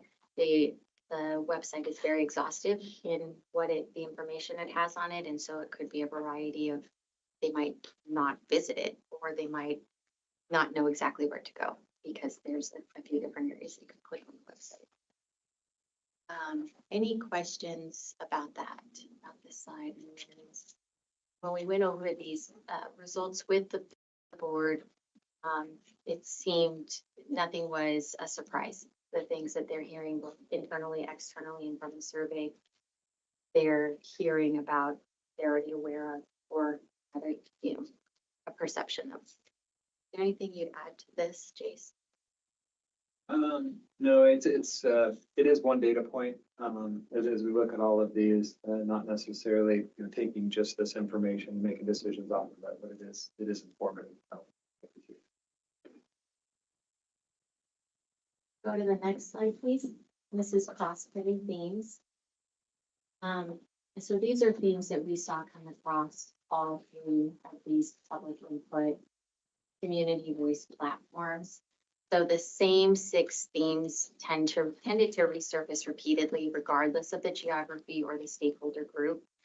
They're not isolated findings. They reflect system issues, service access, facility capacity.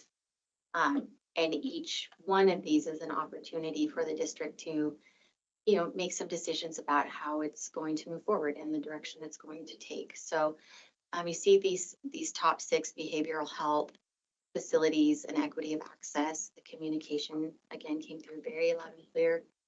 Access and service delivery models, sustainable funding and stability, and then trust and collaboration. A lot of those, from our interpretation, are interconnected. So as you start to work through some of those earlier areas, the increase accessibility in clinic time, start to address these areas, that trust and collaboration piece, I think, would naturally kind of remedy itself. But that's what came through in each of those 3 reports. And we can go to the next slide. I think no more. Is there are there any questions about the cross-cutting themes or any of the reports? You should have the full reports in your packet that you can look through.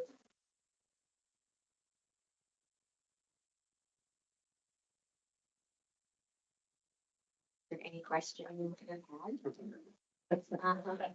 And I think Mayor is going to speak just briefly about the emerging themes. So this is something that's going to inform the scenario planning that we present to the board. Next slide. I think it's just a cover. How about the next one? Oh, no, that's from not City. Another one? Which slide are you hoping to find? It is the emerging themes for the facilities. Yeah, I think it's toward the back.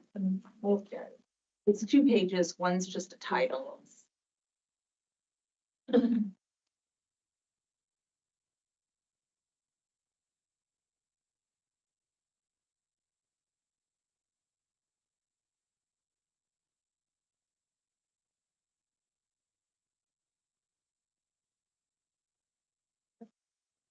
It should be behind your red tab in your binders. And let me help Colton find it.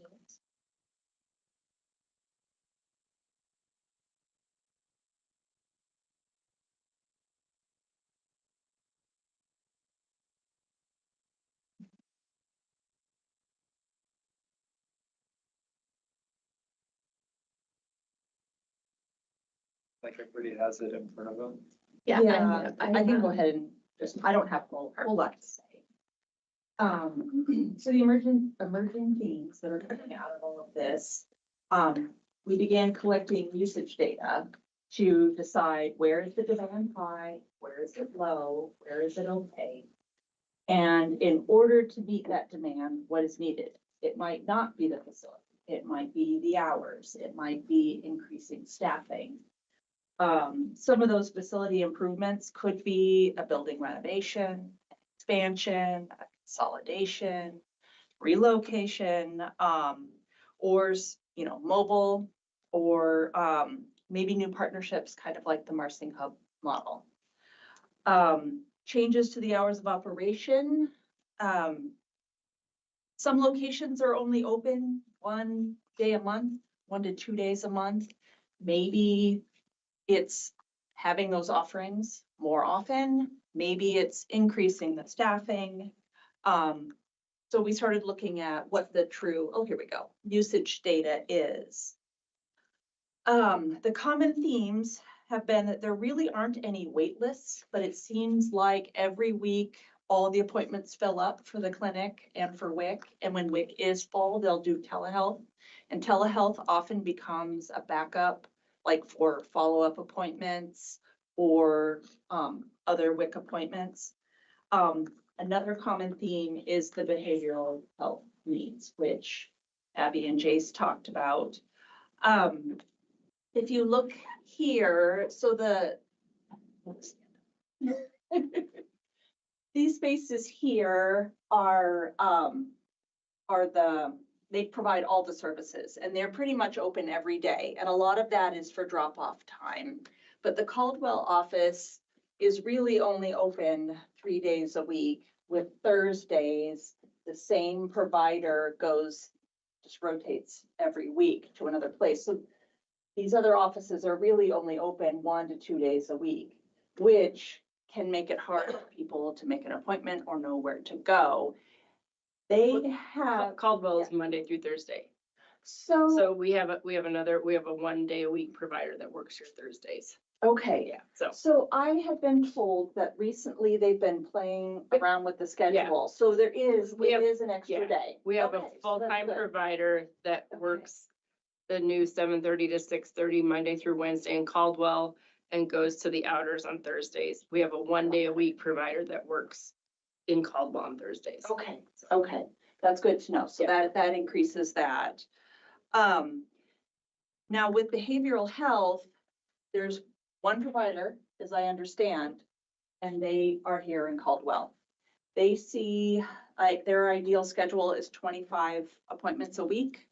They're currently at 22, but there is a need in these outer areas for behavioral health services, which would then include an exam or, an office space for them to meet with clients, which there would be space in Payette, but that's something to look at the other locations. So the clinic, I've been told, the clinics see about 18 appointments a day, and that's for the one provider. Now, WIC is also very busy. They see about 10 families a day, I've been told, and they are pretty full. But you will see their hours, like Nampa has been very full, but they're there 16 days a week, and they are short-staffed, meaning increased staffing. But some of these other places are only open 2 days a month, or even just calling to see what's available. So we are looking at these options as to where the need really is. So like the Caldwell office, the building itself is okay. There's space to grow, but maybe it needs more staffing.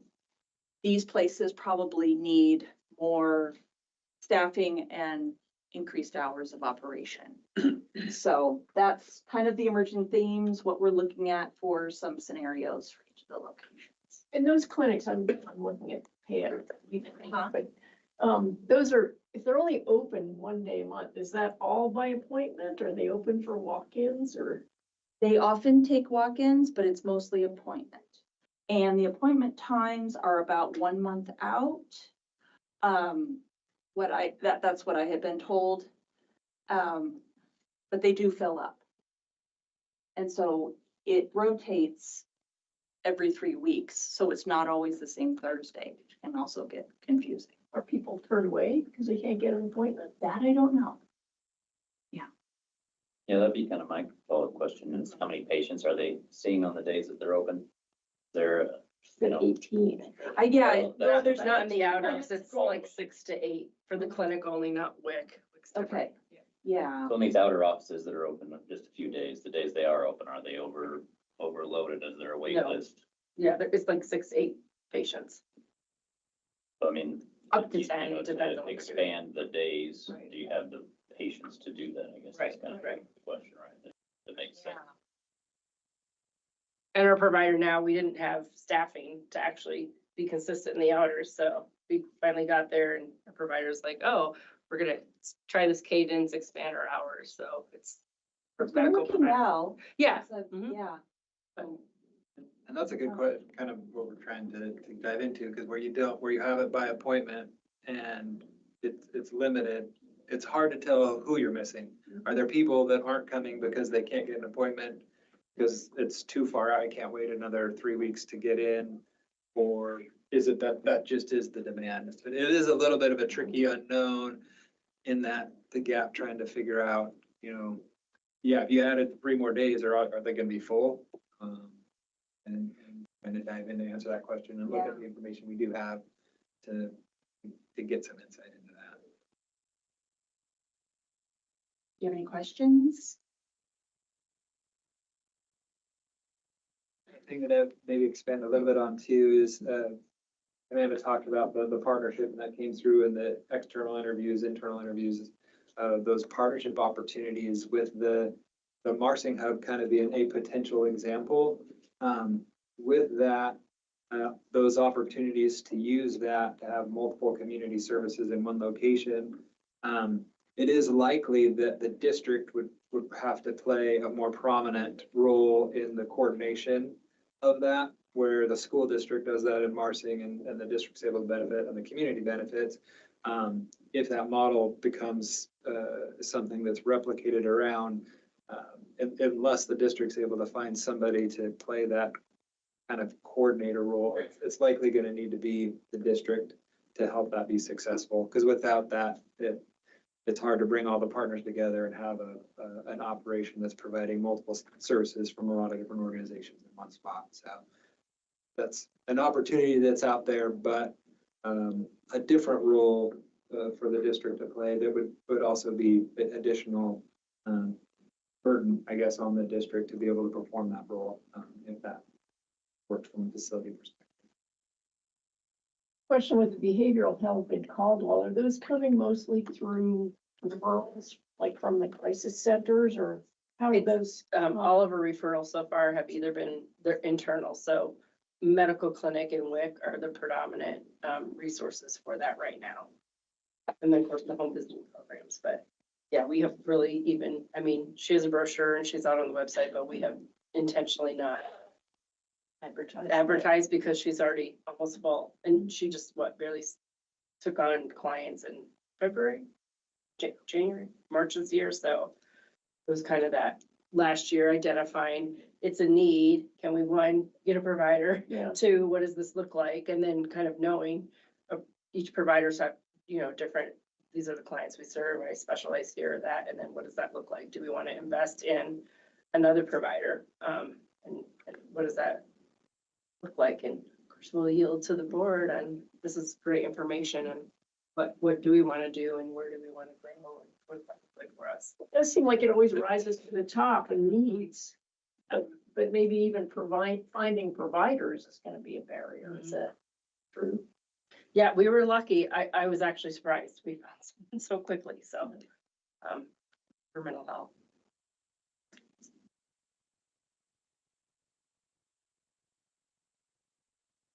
Looking forward in the provider space, there's a forecasted significant deficit in the provider.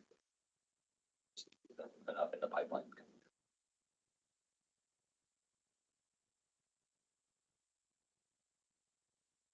Any questions for us? Our next steps is, Abby mentioned, is that we'll transitioning into scenario building, coming back to you. We'll meet with the Citizens Committee again, do a tour with this facility with them, share this information we shared today, so they have that as well. And then, so the next time we'll be in front of you, we'll be talking more specifically on scenario solutions to consider in the master facility plan. I'm going to be here next week with the Citizens Committee.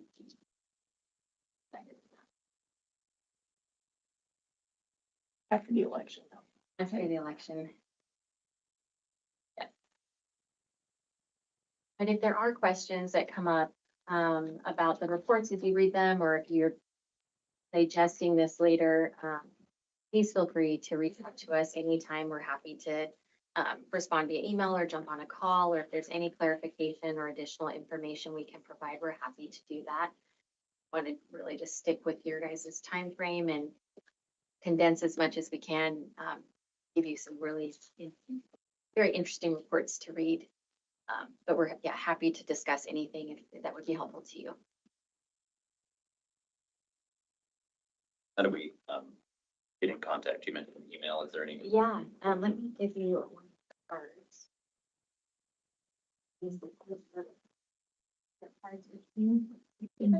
I don't suppose you've done this without health districts. With our information, have you? We haven't.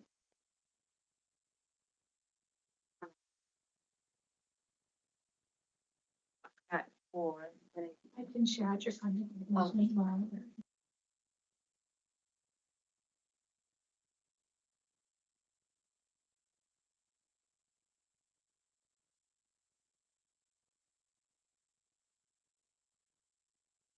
So it doesn't Yeah, matter? yeah. Okay, you can find me. Yep. Thanks. Is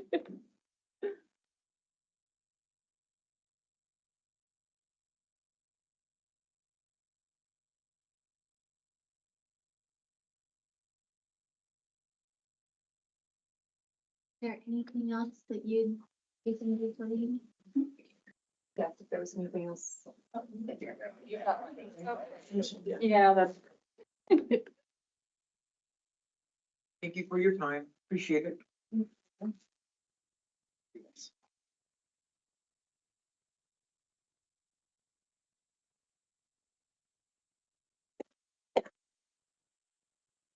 Hey. Next is an action item with December 2025 board of health meeting, date. Nikki will discuss that.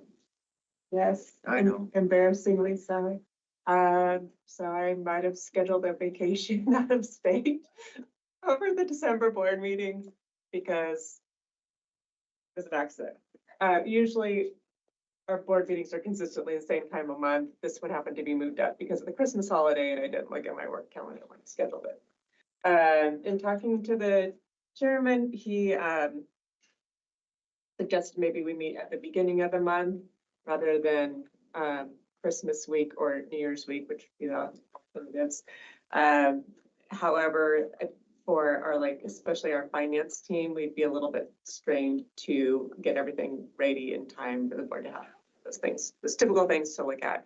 So I talked to our leadership team about if we could cancel the meeting, would that create any problems for our staff? And they felt like that, no, we could carry it over to January and make that work. But I wanted to see if the board's agreeable to that. So moved. Okay. That was, I knew it was gonna be a quick one. There are some boards that don't meet in December, so maybe in the future we could just do it. We still get paid. No, sorry. It doesn't. Like there's $75. It's Christmas. Don't need. That's gonna cover a stocking stuffer for sure. So I assume we don't need to make any more for the distant next time, because we have to cancel it or move it for the next month, so we're doing that. That was a movement from the move for members, so that's why I have a second. Second. Okay, moving second to postpone the December meeting until January of 2026. Is there any further discussion? You need to cancel the meeting. Oh, to cancel? Yeah. Okay, can cancel the December meeting, 2025 and 2026, January. Any further discussion? All those in favor? Motion carried. We no longer have a December meeting. Thank you. Good for you. Yeah. Okay. Did I continue? Yes, you should. Okay, thank you. So a few things on director's report. One, our team's working on our strategic plan for the next year in preparation of starting our budget setting process for the next year. And so I'd like to meet with the board members one-on-one if you're agreeable to kind of get some input from you. Also, the last couple of years, we've done a Board of Health work plan just to kind of lay out what we should be talking about for the upcoming year in board meetings, in addition to the regular business. So I would like to extend those invitations, and Katrina will be reaching out if you're available. That would be excellent. Also, I wanted to let you know that the lawsuit that we discussed last month involving some properties in Washington County, we had submitted a request for dismissal, and that was approved by the judge. So let you know if we hear more, but right now, that's where that stands. Funding update. There has not really been much from the federal side at this point that has impacted us, aside from what you're already aware of. We'll tell when the government reopens, so I'm gonna look, but I'll keep you updated. On the state side, we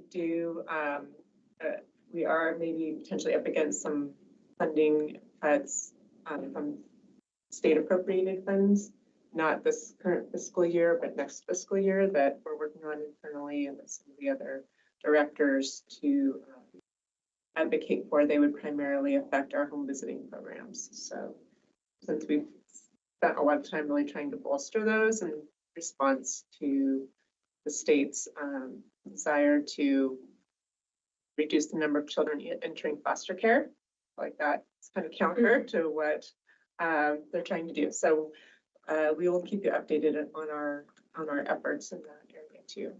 But those wouldn't be effective until July of 2026 if they. And then just to follow up on our board's direction for being kept in the loop on grants, contracts, subgrants, things that I've signed. Those are included in your board packet for information. And I'm happy to address any questions if you have them. And that's kind of what I'll plan to do at every board meeting moving forward. And then, as Dawn kind of mentioned earlier in the meeting, anything that's up and coming that's new over that 50,000 threshold will present to you. That is all I have.